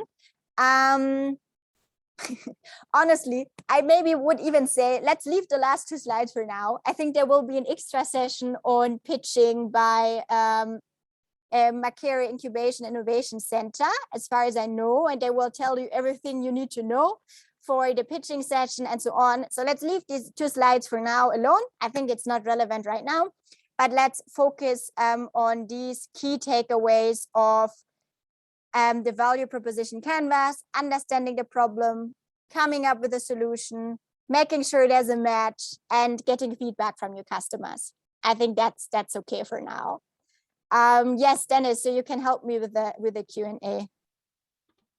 Awesome, Laura. Thank you so much. We've interacted a number of times, but I had never appreciated how fantastic of a facilitator you are. This has been really brilliant. I've delivered value proposition canvases myself, but I love the way you've dug so deep in quite a number of examples from safe border to agriculture. So I hope really that all the participants actually enjoyed it. I've been looking at some of the questions that have been coming in from a number of participants. Maybe this is one of them that I can actually talk about.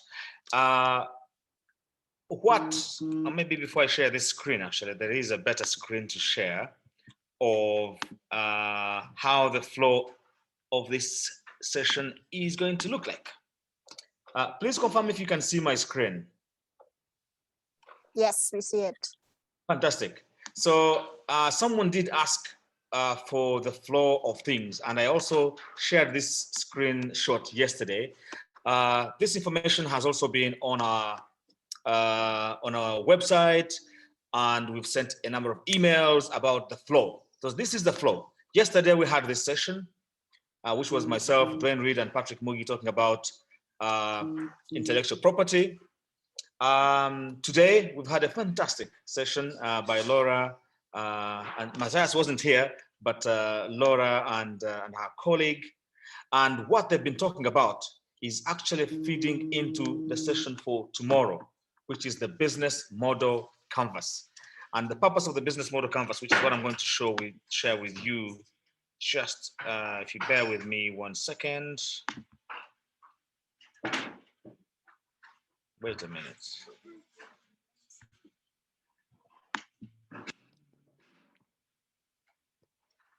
Can you see my screen? I'm trying to, oh, here we go.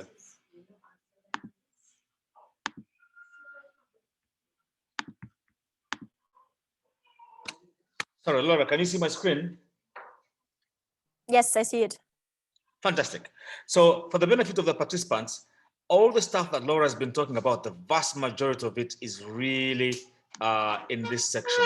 Vast majority of it is in this section. I know Laura was also talking about understanding your customer, and some of you were asking questions like, do we do different value proposition canvases for different customer segments? Potentially, yes, because the customer pains, for instance, if you're talking about tourism and you're looking at 2 segments, the pains of a retired tourist person are going to be different from that of a university student. So you may want to do differently, but you need to look at your customer segments very clearly. So the vast majority of what Laura has been talking about falls within this place. Tomorrow, everything that Laura has been talking about will form the basis of the other aspects. So we now know that you have a brilliant idea, you're solving a real problem, but is there a business within your problem? Can you make this thing happen? Are we going to make money at the end of it all? So that is a brief session about what you can expect tomorrow. The other thing to mention, of course, is that I'm sorry, I'm having issues with my system here. Bear with me. Oh, good. I'm back. The other thing to mention is that you will be expected to produce 2 canvases. One is the value proposition canvas that Laura has articulated very well. The other one is the business model canvas. The reason these 2 are very important is that one leads to the other. So while you might have a good business model around an idea, the judges will want to look at the idea itself. And if you produce both of these, you're really in very good hands, and you get more brownie points, so to speak. So let's look into the questions at the moment. Laura, I looked at quite a number of questions. The vast majority of them we answered, but there are a few that I would like to ask you myself. Someone asked, or Team James, what's the difference between a need and a want? Laura. Okay, interesting question. The difference between a need and a want. I think that's kind of similar. I think maybe what you can look at when we look at the canvas and we look at the difference between the, oops, I want to start my video, but that, okay, yeah. So I would maybe look at it from the pain, the difference maybe between the pains and the gains, yeah, because for me, need and want is, I think is, for me, it would be kind of in a similar category. So I think what me sometimes helps to also differentiate a bit is the pains are really problems I have, something that is really in my way, an obstacle.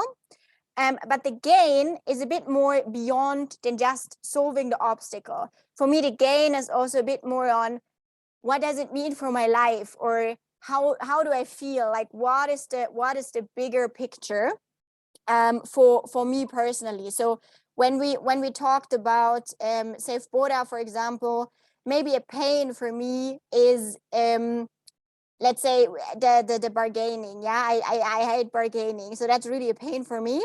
And now the gain would be, but a bit bigger, that I reach my place without my destination, without a hustle, and I feel good about it. So that's a bit how I try to look at it. But if we just look at need and want, I would say for me they're a bit similar when we look at customers in general.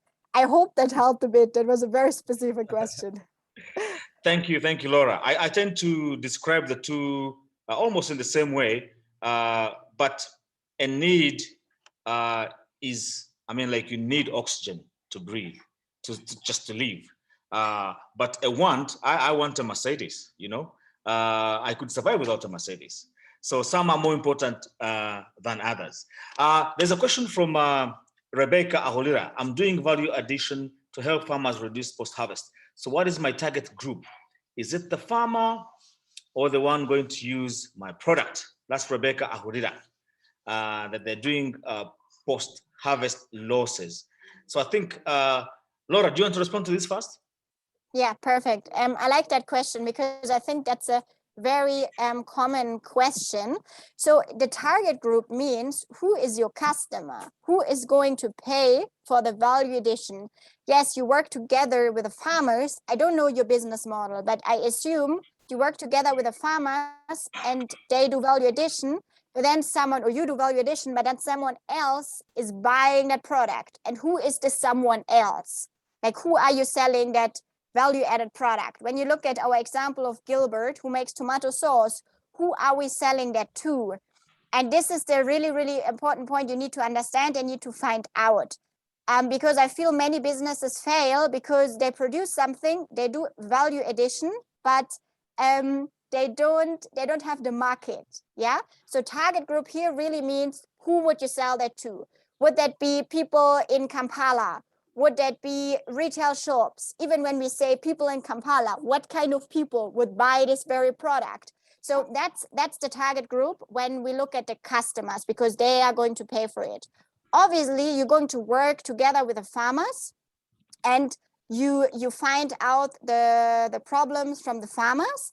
But as long as the farmers are not paying you, they are not your customers, but you work together with them. So you need to look at the market, definitely, so your value added product finds the market and not sits somewhere. Thank you, Laura. Quite a number of questions. Let me go through a number of them. Most of you asking, do we submit just the business model canvas and the value proposition canvas, or both? My answer is you will need to submit both. And if you've gone through the value proposition canvas today, you really now understand why it's very important to submit both. And this is also going to be helpful for the judges, not just the judges, but the mentors. Once you get into the business incubation phase, you're going to find that all this information, we are on a journey. It starts with the idea, the business in the idea, and then you'll get structural support around some of these issues that we are addressing. Mayinja Bob is asking, are we supposed to make VPC for each idea? Yes, that's a short answer. For someone making a marketplace, doesn't that make the customer two in nature? For example, how Surfboarder has both riders and customers. That's a very interesting question, and it goes back to what we've been talking about, and Laura has alluded to this, your customer segments. If you look at even Uber, for instance, or Airbnb, there are two different types of customers you're looking at. One of them could be the guy who actually owns the house that is going to rent it out, or a car. In this case, Uber might have the guys who lend their cars, but then you also might have someone who doesn't have a car that wants to use an Uber available car, or then you also have a customer. So you need to be very clear who your customer segment is. Who are you actually targeting? And sometimes you can be very general and lose everything. The next question is from Alex Turanziomwe. Is it so fine to start a business having in mind to offer more than one service, or it should be specifically one service to customers? And I think I'll let Laura come in very briefly on this one, but I think back to the point we've been talking about, there's no point having a product or service for the whole world, especially if you're in a startup phase. It might be better for you to get traction by focusing on just that particular segment, and eventually you grow. So sometimes you start with one thing and then it develops into another. I'll give you a good example of Amazon. They started in a garage somewhere selling books or sending books back and forth. Now they are going into space. They provide you with your movies and music and Alexa and all sorts of things. But was Jeff Bezos having all those ideas at the time he started? No. He was working on something simple. So keep it simple at the very beginning. Now, Hamia Marriott, good morning, NASE. I had Madame Laura talk about pitching. How is it to be done? I can answer this one actually very quickly. There's going to be two sessions because of the volume or the number of ideas that we're dealing with. We have 4,800 ideas. There's possibly no way we are going to be able to put you in a situation where people have to sit and listen to all these ideas. So the plan is to judge you based on the business model canvas and the value proposition canvas. And in fact, for those that will be lucky to be finalists, there are further plans to have some kind of almost like a TV show, if you like, where you guys will be invited to then pitch for bigger grants. Discussions are still ongoing with our development partners, the UNDP, to iron out the details of how many individuals will be invited to such an event, how much more money will be available for grants, because at the moment, the winner is going to get 100 million. But my understanding is that there's more money where that came from, but we're working on all these things. So you really have to make sure that for you to make the cut into the next wave, that things like your value proposition canvas and the business model canvas, you're demonstrating that you're at that level. So don't settle. There's more than we actually told you about, but those discussions are still ongoing. Next question, and by the way, could I ask my colleagues to help me rank the questions up, because I have 53 questions that need answering, and all of them have just one rank. So if all my fellow panelists, and there's about 6 of you, could please help me rank them up, it would help me to look at the questions that need immediate or most important attention. Perhaps one thing to note as well, we've had lots of questions about the digital platform. I don't know what happened today, but it looks like all of you went to the platform at the same time. So our IT systems, our IT colleagues are looking into this to address the issue. I think quite a number of you are not able to access the platform. So please bear with them. And I think sometimes with IT issues, once you fail and then you try again, there's almost about 600 of you trying at the same time. We suspect that's what has happened, but they're looking into it. So bear with us for a moment. And of course, the platform is where you will be submitting this value proposition canvas and the business model canvas itself. So back to the questions. Is it so fine? Oh, just another thing that kept coming through is, yes, you will receive the slides from today and yesterday. You will also receive the videos from yesterday and today. I understand that the videos are ready from yesterday. Today's video, we are hoping to have it ready by close of play today, because sometimes it has to be downloaded, edited and uploaded onto various platforms before it can be made available. So that will also be available. Keep an eye on your emails. Is it so fine to start a business model, start a business having in mind to offer more than one service? Or yeah, I think I've answered this one. Hello. If my idea serves different purposes, each purpose should have a VPC, for example, training farmers. And again, this goes back to the different customer segments.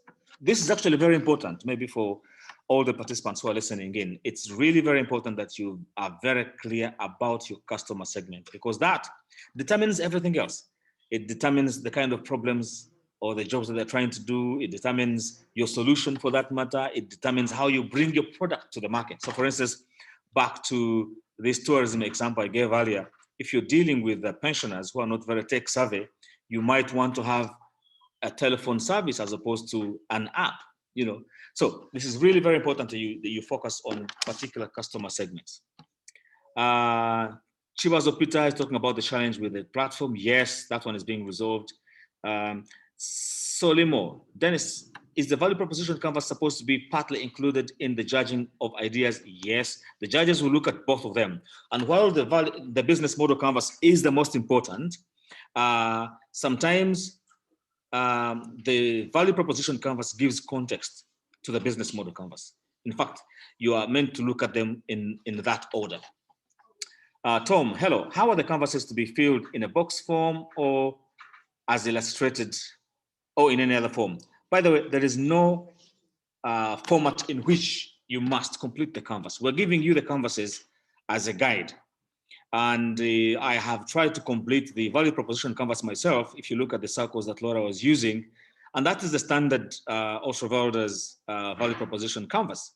However, sometimes it can be hard to put all the jobs that need to be done, all the pains in that little circle.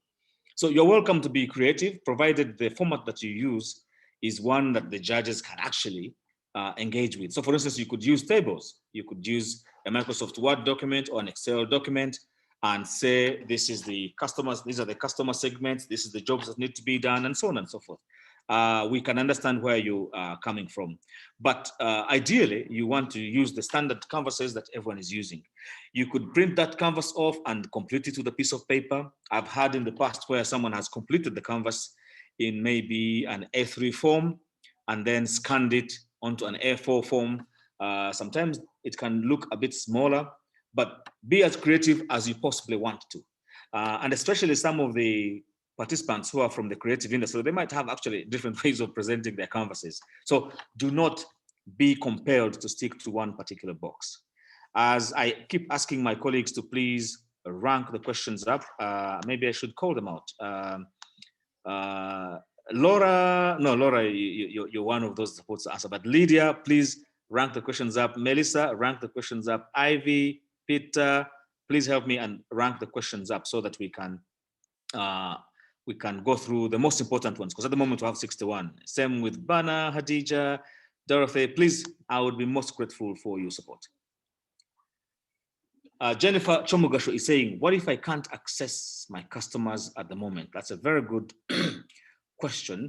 It would be interesting to know the reason you cannot access your customers. Are they in prison? It's very hard. But by the time you're looking at the problem that needs to be solved, I don't know. Laura, do you want to respond to this one? Jennifer Chomugasho? Awesome. Yeah, I think that is a difficult one, definitely. I think if there are some restrictions because of lockdown, then maybe you can still be creative, because I mean, even if you can't see them physically, I think you can even have phone calls, for example. So I think maybe become a bit creative, because if you can't access them at all, then I'm wondering if they are, like, how would they be accessible? I think it would be necessary to understand a bit better what's the reason right now. But if it's because of lockdown and COVID restrictions, try to find maybe other ways, like phone calls and so on. If these are customers that you in general can't access, then maybe it's not a good customer segment for now for you, because that's maybe also a point that we didn't stress out too much, but it's very important. Please use customer segments you can access and you can learn as much as possible.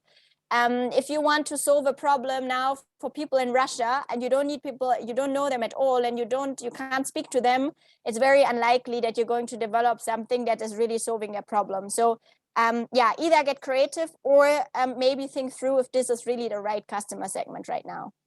That would be my thought, I think. No, I totally agree. And it's very unfortunate the situation we're dealing with regarding COVID. But how badly do you want this 100 million would be my answer. The next question is from Were Samson. What question should we ask the customers or clients? It really depends on the problem you're trying to solve. Some of the typical questions that you would have in an entrepreneurial landscape would be the 5 whys, for instance. If people are desperate for beer, why are they desperate for beer? Maybe because of lockdown. Why is there lockdown? Because of COVID-19. Why is there COVID-19? Because people are not wearing masks. Why are they not wearing masks? Because they cannot afford the masks. Why can't they afford the masks? If you keep asking about 5 times, you get to the real cause of the problem. The other question to ask would be why, who, when, and things like that. But again, the questions asked really depend on the problem or the challenge that you're trying to solve. Eric Abal to Dennis. Since we will have a pitch, a value proposition canvas, and a business model canvas, will we have to submit them as 2 documents on the grant management webpage, or will we have to submit a pitch deck on presentation day? And since there are over 4,000 competitors, how will the pitching be handled? Very good question, Eric. One, you could actually have 2 canvases, one after the other. So page 1 could be the value proposition canvas. Page 2 could be the business model canvas, or you could upload them separately depending on the format that you've used. We're encouraging everyone, when you upload your documents, as much as possible, if you could use PDFs for various reasons, convert the document that you have into a PDF and then upload it. Of course, if you have both the value proposition canvas and the business model canvas in one document, albeit one page and the other, then it becomes easier for the judges. Maybe to explain how the judging process is going to work, we've assembled over 100 judges. These are seasoned experts in this space, as you can look at the numbers, because if you submit your ideas on Friday, we do not have too much time to go through this. So we had to get huge numbers of judges to go through the ideas very quickly. So, but each idea is going to be judged by 2 individuals so that we have fairness. And as well as the 2 judges, there's going to be a 3rd level of judging, which is what we're calling adjudication. And that will be conducted by NASE and the UNDP. So you are likely, your idea is going to be judged very fairly across the board. There will be 1 level of judging, 2nd level of judging, and 3rd level of adjudication to make sure that no one has slipped through the net, or maybe one of the judges is your father and we didn't know anything about it. So the judges will go through this, but as the point I was making earlier is that it is better that you have both documents in one document. So the value proposition canvas and the business model canvas in one document that you can upload, which might have different pages. That way the judge is not going to miss the value proposition canvas. What you don't want is maybe to submit 2 documents and the judge maybe sees only one and wonders why the other was not uploaded. But you should not despair, because we had a session with the judges who have already updated them on how the judging is going to happen, on how you're going to submit your ideas. We've given them access to the digital platform. We're actually going to have another session with them. We'll put together a document to give them guidance on the judging criteria and everything else that you guys need to know. So Eric, this was a very good question. Thank you very much. Annette Nabusevi Makuma is asking, what is pitching and are we supposed to upload it to? Very good question. I will cover this on Thursday, if I'm not mistaken. So the day after tomorrow, I will be covering pitching. We said pitching really, maybe pitching is not the correct word. Pitching usually involves you standing in front of a panel in about 3 minutes, telling them about your idea. Now, we know that some of you have, especially the creative industry people, or participants, I beg your pardon, might have a video, for instance, that is going to supplement and complement your value proposition canvas and business model canvas. If you have anything else that you want to add that you think is going to give you an edge, please, by all means, go ahead and do it. Are you, for instance, an artist and you have this artwork that you've been doing, you have a collection and you want the judges to see it? By all means, go ahead and upload it. Have you been doing video editing and you want the judges to look at what you've been doing? Is there, for instance, a YouTube link that you could share talking about it, about your idea? If, for instance, you want to pitch your idea, we've encouraged anyone who wants to pitch their idea in maybe 2 minutes, I think is the maximum. You could actually upload your video when you're pitching your idea and upload it on YouTube and share the link as well as part of the digital platform. Anything you think you can use to give you an edge would be an added advantage. Do you have a website, for instance, that is already up and running? We've been looking at some of the ideas, the ones that we call advanced ideas. Like a third of these ideas are already advanced. People already have, for instance, websites. Some of the digital platforms are already in place. Some people have already started selling. Some people already have Facebook pages, Instagram pages. You can take screenshots of those and upload them. Anything that the judges are going to base themselves on to give you an edge, please do not let yourself down. The basics are the value proposition canvas and the business model canvas, but anything else that you can bring to enliven your idea would be a fantastic opportunity. Do not miss it. But I will be talking about these the day after tomorrow in the lead up to the deadline, which is on Friday. What question should we ask the customer? I think we've answered that one. How can we make and get a great market? That's $1 million question. I think by the time you're done with the Youth Ideathon, you will have all the answers. But it starts with an idea, and the value proposition canvas, as Laura has explained, is one of those.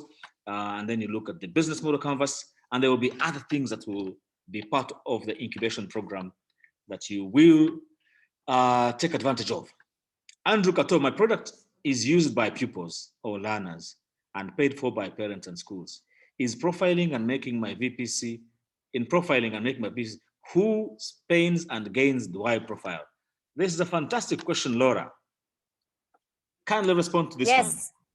Yes, I love it. I also saw it. It's a very good question. So what I would do is to map out both, because you said the schools and the parents, they are going to pay for. So it's also important to understand, like, what is their interest? Like, what is their problem? Why would they buy what you designed for? And why are they not buying from another provider? I mean, there are a lot of service providers also in the education space. So I would look at that. And then I would also look at the students, because you're designing ultimately, obviously, for the student. So the product must be awesome for the student itself. So I would look at both. So maybe here it would even make sense to either do 2 value proposition canvas, one for the customers, that is parents, schools, or and then one for the students itself. That might help you to split it up a bit. But I would do both. Both are very relevant. Thank you, Laura. That is one way of looking at it. The other way of looking at it is to, and hopefully this will be explained tomorrow, where you will have, some products can actually have various customer segments. And yesterday we've talked about revenue streams. So you can have the same product. For instance, a school digital platform that is used by the school itself, the teachers, it's used by the students, obviously, and is used by the parents. The parents, of course, pay the school fees, but if they pay the school fees and the child doesn't go to school, there's no business. The school charges for the fees, but they might be the one interested, especially in lockdown, to deliver this service to the parents. So they might actually be your main customer. So you could have multiple streams of income, but in your deciding as to who should pay, there will be other factors. For instance, if it's a UPE school, do the universal primary education kids have the money? Maybe not. So who should pay? Is it the government? Do the parents have the money? Perhaps not. Is it the school? Maybe the school is not the one that has the money. If it's a private school, international school, maybe. So again, some of these things you need a slightly deeper session, and perhaps a chat with a mentor going through back and forth on various scenarios. But I agree with Laura that sometimes it's better to have various scenarios and then you look at all of them and see which one is most optimal. Next, Geoffrey, sorry. It seems there's a problem with attaching documents. Yes, that one is being looked into by the IT team. Are we going to submit, this is Mukalazi, Remy. Are we going to submit for every idea, or we must pick one idea out of the rest? No, you can please submit for every idea. Remember, we're judging you based on the idea. So you might make a judgment call as to which idea you think is great, and the judges might actually have preferred the other one. So for instance, there will be aspects as part of the judging criteria that talk about things like potential for this idea to scale, potential for the idea to employ lots of people, aspects of gender, aspects of the environment. So one idea may not look exciting to you, but it ticks all these other boxes. So don't sell yourself short. Submit both ideas. Kayongo Michael, how do you address the issue of COVID-19 on the business model canvas? It's a very good question, but it's a bit nebulous. What do you mean? Laura, what do you want? How do you respond to Kayongo?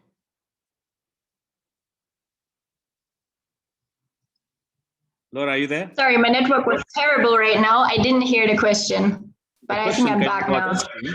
It's okay. Kayongo was asking, how do you address the issue of COVID-19 on the business model canvas? I wasn't sure exactly what he meant by the issue of COVID-19. Is it that your customers are not there? Is it that your customers are now poor, they're not able to pay? Is it that your customers have now returned to the village? Is it that your customers cannot move? It's a bit nebulous. I wasn't sure. Maybe we should focus on another question. Be more clear when you're asking these questions. Hello. How exact, and again, just to remind my colleagues to please help me rank the questions so that I can go through them. I would love to see at least 4 thumbs up on each question before I can answer it, because then I go through it. I go through the most important ones. Hello, how exactly are we supposed to pitch? I've answered this one already. How do you address the issue of COVID-19? We answered this one already. How do you address why are these questions coming back? Okay, next question. Good morning.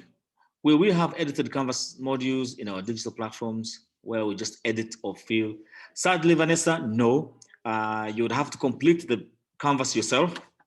And once the Canvas has been completed, my suggestion is that you convert it into PDF and upload it.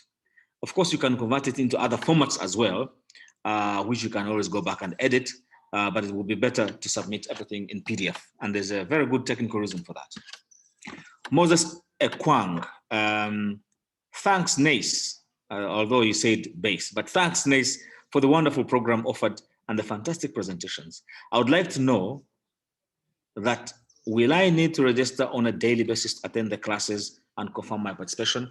Perhaps this is a good time to bring in Albert, my colleague from the UNDP. Albert, do you want to respond to this one regarding registration? Either yourself or Peter, actually. Peter, could you please respond to this?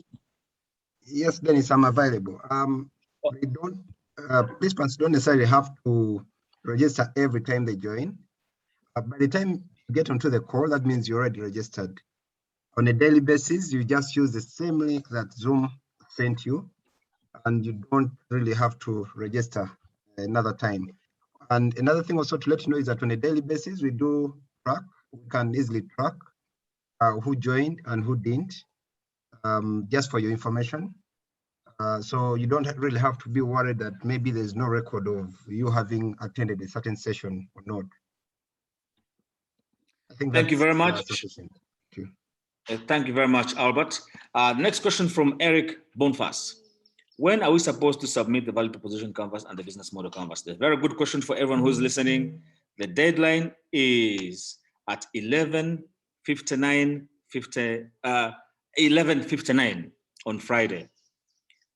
11:59 as in midnight, almost midnight. That's the deadline. And please, please, please, this is the absolute deadline. When we had the deadline for submitting your ideas, we were shouting off the top of the roofs about the deadline.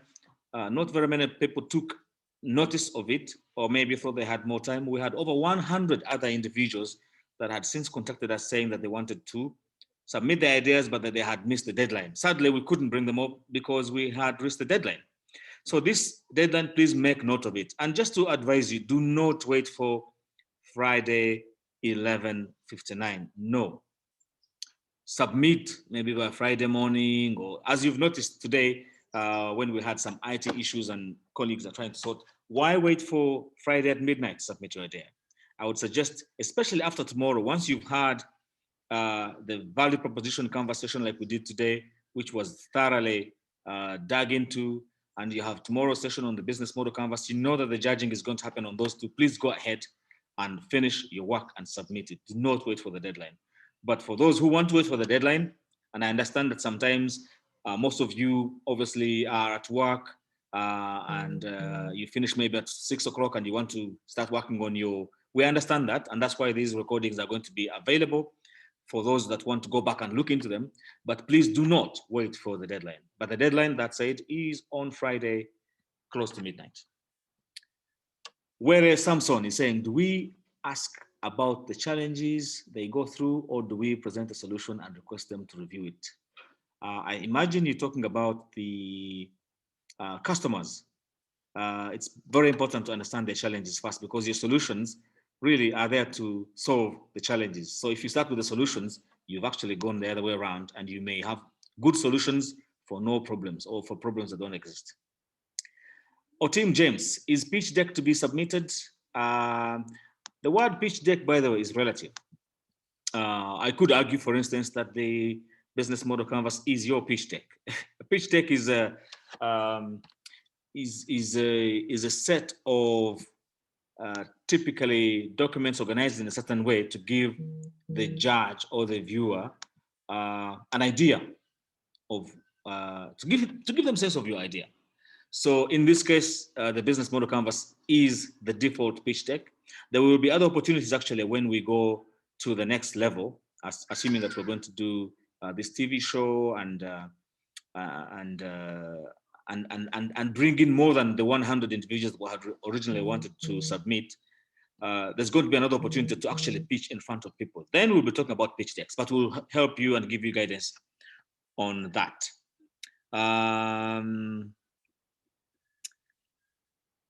Laura, your message has been duly noted. For the benefit of everyone, Laura is asking to leave.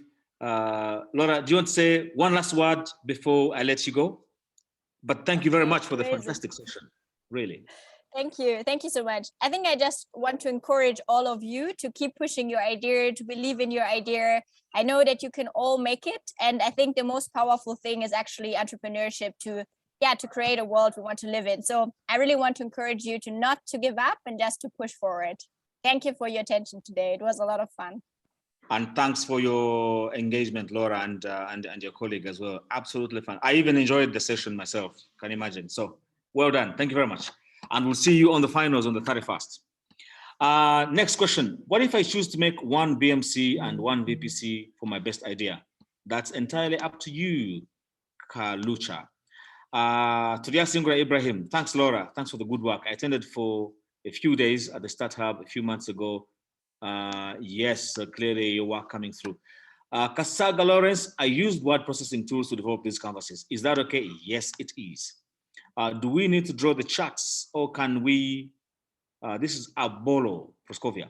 Do we need to draw the charts or can fill under subheadings for both? Again, we have provided the standard templates. You can be as creative as you want to be, provided you not deviate from the gist of both documents. Raphael, hello Dennis, if I have 2 VPCs, do I also need 2 BMCs? Most likely yes, is the immediate answer, but without looking at the idea and the reason for the 2 VPCs, I wouldn't be able to give you a correct answer. Winfred Nakandi, where do we submit the canvases? The grants management has not been working. Again, that one is being reviewed at the moment. So apologies for that. I suggest you check later on. I've been told to check in an hour, but I suggest you give it maybe a couple of hours and see what the issue is that is being resolved. Ochoko Tony, with respect to various occupations, how do we account for the individuals who watch the videos posted but don't attend the session? That's a very good question.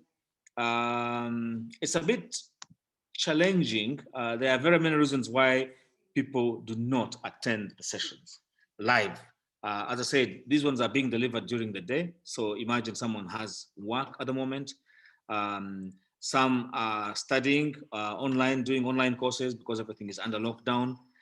So it's a bit tricky for us to dictate or to penalize those individuals that will not have attended. And that's the reason we're recording them, especially with subtitles and all these other options. But we do have a way of tracking. When you log in, we can see who's viewed which videos and things like that.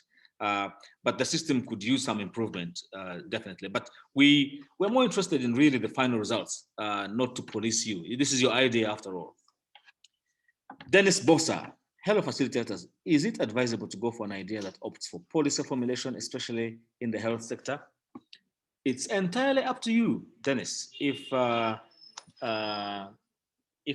your idea is to just write a policy, I guess it will depend on what the judges make of it. But the plan is to really support ideas that are into the business space, into the entrepreneurship space. So if you can demonstrate that you're setting up a consulting firm, maybe a research company that is going to look into ABCD, I don't know. But it's entirely up to you. Mark Kajubi. Dennis, could you kindly share the timetable of what we shall be covering in these 4 days?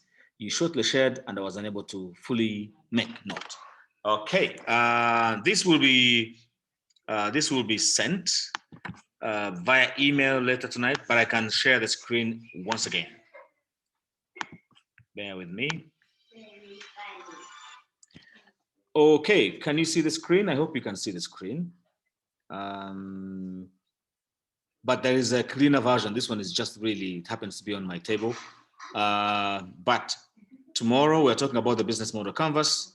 And on Thursday, we are talking about pitching your business model canvas and the pitch decks. So those are the key. And of course, the other key date is Friday at 23 hours and 59 minutes, because that's when the deadline is. And as I said, do not wait for that deadline because it could, you could end up being very disappointed indeed. Let me go back to the questions. I'm going to look for maybe the next 10 questions and we'll call it a day. If my colleagues could please keep ranking them up. We've answered already 180 of them. There's still 106 questions. Albert, your hand is up. Yes, Dennis, I just wanted to let you know that some people have raised their hands, just in case you would like to give them an opportunity to ask. Oh, yes. By all means.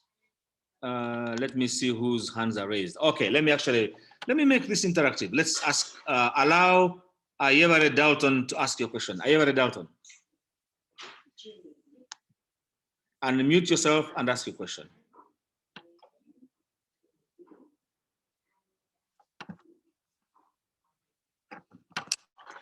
Okay, let's go to Kakuru Emmanuel.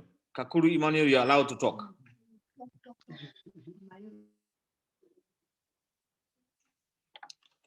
Kakuru Emmanuel. Okay, maybe we'll explain how this one works. If you put your hand up, unless you press it by accident, it means you want to speak, and we could allow you to speak and ask the question if you're able to. So let me have another look. Ayebare Dalton, are you able to speak? Yes, sir. Go ahead and ask a question. Please make it brief. Yeah, I wanted to actually get more light, especially when my target groups are the vulnerable people. So I was inquiring because accordingly during this session, we are told that our target groups are always those people that we see they will give us money or they will act as a source of income. So how do I classify or grade the needs since they are part of my target groups? I am not sure I understand your question very well, but the question seems to rotate around the people who are needy are your target group, but they are unable to pay. Is that your question? Yes, sir. Okay, so that means you will have to figure out who is going to pay for them. They may not be, there's a gentleman, there's a person who asked the question about the school, where the parents, for instance, might be the ones paying school fees, but the students are the ones who are enjoying the classes. If you're using a digital platform, for instance, to teach, the students may not be the ones to pay, either their parents or the government. So have to be very clear as to who the person that is going to pay is. Let me look for maybe a female, actually. Patience Ankunda. Patience Ankunda, you're allowed to speak. Thank you so much. I don't know if you can hear me. Yes, loud and clear. Yes, thank you for this session. My question is, I have an existing business, and for this ideathon, I submitted an idea for a revenue stream under the business. And my question is, should I submit the BMC of my existing business, or should I create one for the idea under the business? That's a very good question, actually. One, we would not want to penalize you because your business is already existing. Indeed, if this new idea is going to create a new revenue stream that is ultimately going to serve your business and expand it and employ more people, those are the kind of ideas we want to see. But the business model canvas cannot be, the idea cannot be looked at in isolation. So it is inevitable, for instance, when you're talking about the key activities in the background, it is inevitable that you're going to talk about the place where the business is based, what actually happens in that space. When you're talking about the resources that you need, it's inevitable that you're going to talk about those. So I don't think you can decouple those two. I think they are almost, it's inevitable that we're going to have to look into that. But do not focus more on the existing business, focus more on the idea and its impact on its own. For instance, if you didn't have the other business existing, how would your business model canvas look like? But if the aspects of your business that enhance your business idea, that are pivotal and important for your idea to succeed, do not leave them out. So it's a tricky balance. I'll let you make the judgment call on that.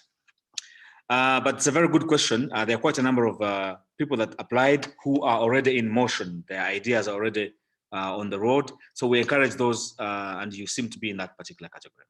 If I could find another lady, Maria Magdalene Namaganda. You're allowed to speak, Maria. Thank you so much, Dennis. So my question was, I got to the point that we can have the BMC and the value proposition canvas in one document. So how about if there are different ideas? Do I have different documents, or I could have my different ideas, each with its VPC and the model canvas, and I put in one document?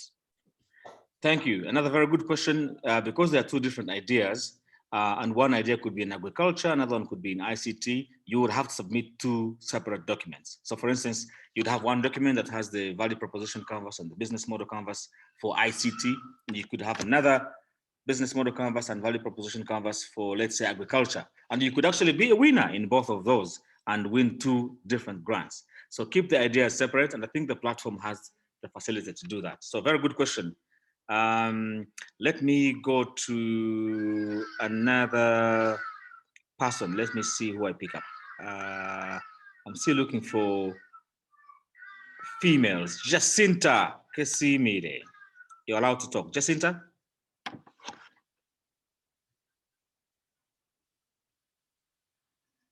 Jacinta, you're allowed to talk. You may want to unmute yourself. Yes, I'm around, sir. Okay, go ahead. Thanks. Thanks very much for everyone who's participating. My question is more on the customers. For example, my customers, some of them are target customers. I'm targeting the oil region. And I'm not in position to say this one, or to know how I can get them easily. But I project in the future that they will be my customers because of the increase in the business in the oil region. How am I going to address that when I'm making the market grid? I beg your pardon. I think it's the chicken in the background that disturbed me. Could you repeat your question, please? Okay, my question was on my customers. Yeah. Some of my customers are future customers. For example, my idea was about the brooms and the poultry, but targeting the oil-rich region.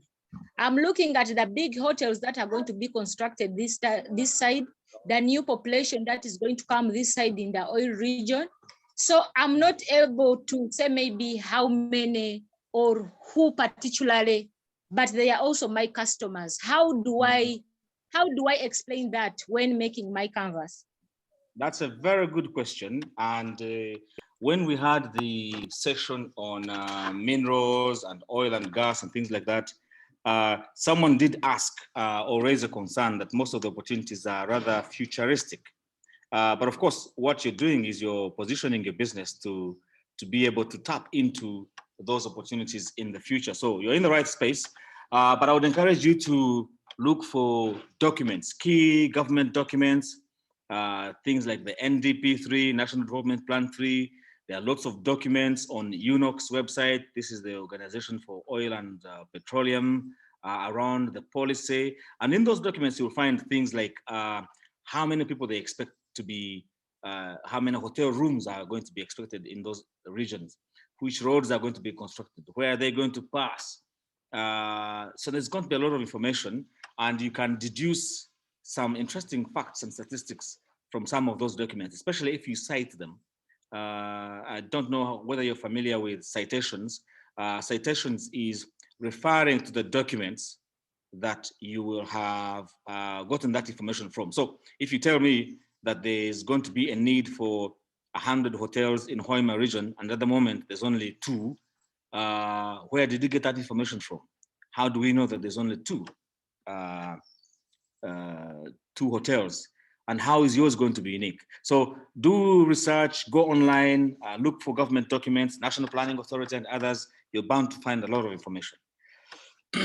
Next question. Could I ask my colleagues, by the way, in the meantime, to answer the questions in the Q&A facility as I deal with the live questions? I'm actually quite enjoying the live questions. Let me carry on and stick to the female theme. I'll come to the boys later. Please do not despair. Christine Nyakona. Christine Nyakona, you're allowed to speak. Hello, Dennis. Thank you. My question is on the BMC. Now, in the BMC, there's a section, the middle one, which is the value proposition. And yet we have a separate value proposition. So what do I put within there? And yet I already have a separate value proposition. Yet within the BMC, I see a section. The middle part of it is about value proposition. Do I summarize it there? kindly help clarify on that? That's a very good question. I think everything will become clear tomorrow. What you are doing today's session was deep, and I deliberately structured it in such a way that because sometimes when you explain the business model canvas and people talk about the value proposition, which is rather simplistic, the value proposition is saying, this is the problem I'm trying to solve, and this is how I'm going to solve it. You know, that's too simplistic. There's a whole canvas that talks about, goes into further detail, which is the value proposition canvas that we've done today. So the value proposition in the middle of that canvas is technically a summarized version of the value proposition canvas. But the value proposition canvas gives a viewer of your documents, of both documents, slightly more detail, more information, in-depth stuff about your idea. So tomorrow, my colleagues from Makere Innovation Incubation Center will dig into the business model canvas and will share more information with regards to how you can actually put your business model canvas together. But in a nutshell, it is a summary. Now, I am mindful that a lot of you, your data is almost done. I've just seen someone from Asimo Benjamin, maybe, and again, lots of hands are up. I'm really loving the way you guys are engaging, not just in the chat session, but the number of questions you're asking, 182 questions answered, 117 still to be answered. My colleague, Albert, is going to copy all these and save them for our colleagues to respond and maybe provide you with more information. I'm afraid I can't go through all of them, including the ones whose hands are up. But maybe just for our own indulgence, if you could please, again, like we did yesterday, using the chat session, drop in a few texts to let us know how today's session was. If you could use one word, what would that word be? And as you do that, just to confirm that tomorrow we come back again at exactly 9 a.m. You should be using the same links that we sent you to log in. And I hope that at the end of today, you'll be working on your value proposition canvases, and that tomorrow you show up on time to bring what you have done, what you've learned today into the business model canvas. The best students are those who will go ahead, as well as completing the value proposition canvas, go ahead and produce the business model canvases as well, which you can always edit, of course, tomorrow once you've had more information. So don't settle, crack on. We're just 2 days away from the finals, where one of you guys is going to win 100 million shillings. Can you imagine? Great opportunity. So from myself and the whole team, I would like to thank you everyone for attending. I'm not sure that my colleagues want to say a thing or two. Bana, do you want to say a thing or two? Hadija, perhaps, my colleagues from the UNDP.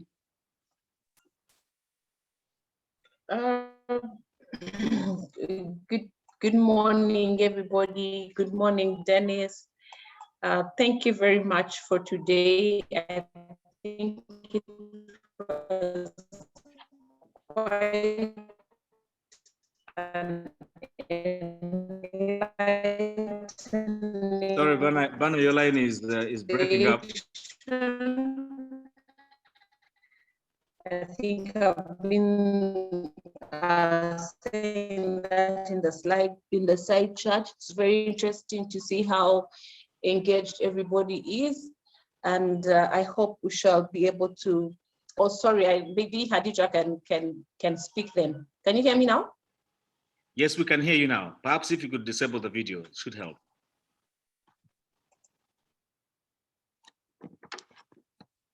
Okay, Dennis, I was just thanking the team from NASE and all the participants for a very engaging session. We've been seated back also listening in, and it has been quite a resourceful experience. And I hope for the entrepreneurs and that it was enlightening for them as much as it was for us. So thank you, and thank you to Laura and team for taking them through this very engaging and practical session. The whole time I kept wishing it was actually physical, because there's a lot that could have been done with them actually physically present. At the end of the day, I hope that everyone's value proposition canvas will be enhanced after this. So thank you all, and we meet tomorrow again on the same. Thank you very much, Bana, and grateful for your support, not just yourself, Khadija, the whole crew, Peter and Albert. We know if we don't thank you, you won't let us into the Zoom session tomorrow. So we'd like to thank you as well very much for your support. And we'll do again this tomorrow. And hopefully, once this thing is done under lockdown or no lockdown, we'll be able to do the physical sessions where some of the questions, as you can tell, a lot of questions still up. The plan was originally to do this in different regions, in different sessions, so you have a more interactive aspect to ideation. Ideation is never meant to be a one-way side of things. It's always interactive, iterative. You make things, you move, you pivot and things like that. So we'll do that once this COVID thing has finished. But I'd like to thank everyone who attended today's session. I think we're over 500 something. There will be videos sent out. Please check your emails. Apologies for the platform not being responsive today. Colleagues are working on that, and hopefully everything should be resolved by close of play this evening. With those few words, I'd like to wish you a very good day. Thank you and goodbye.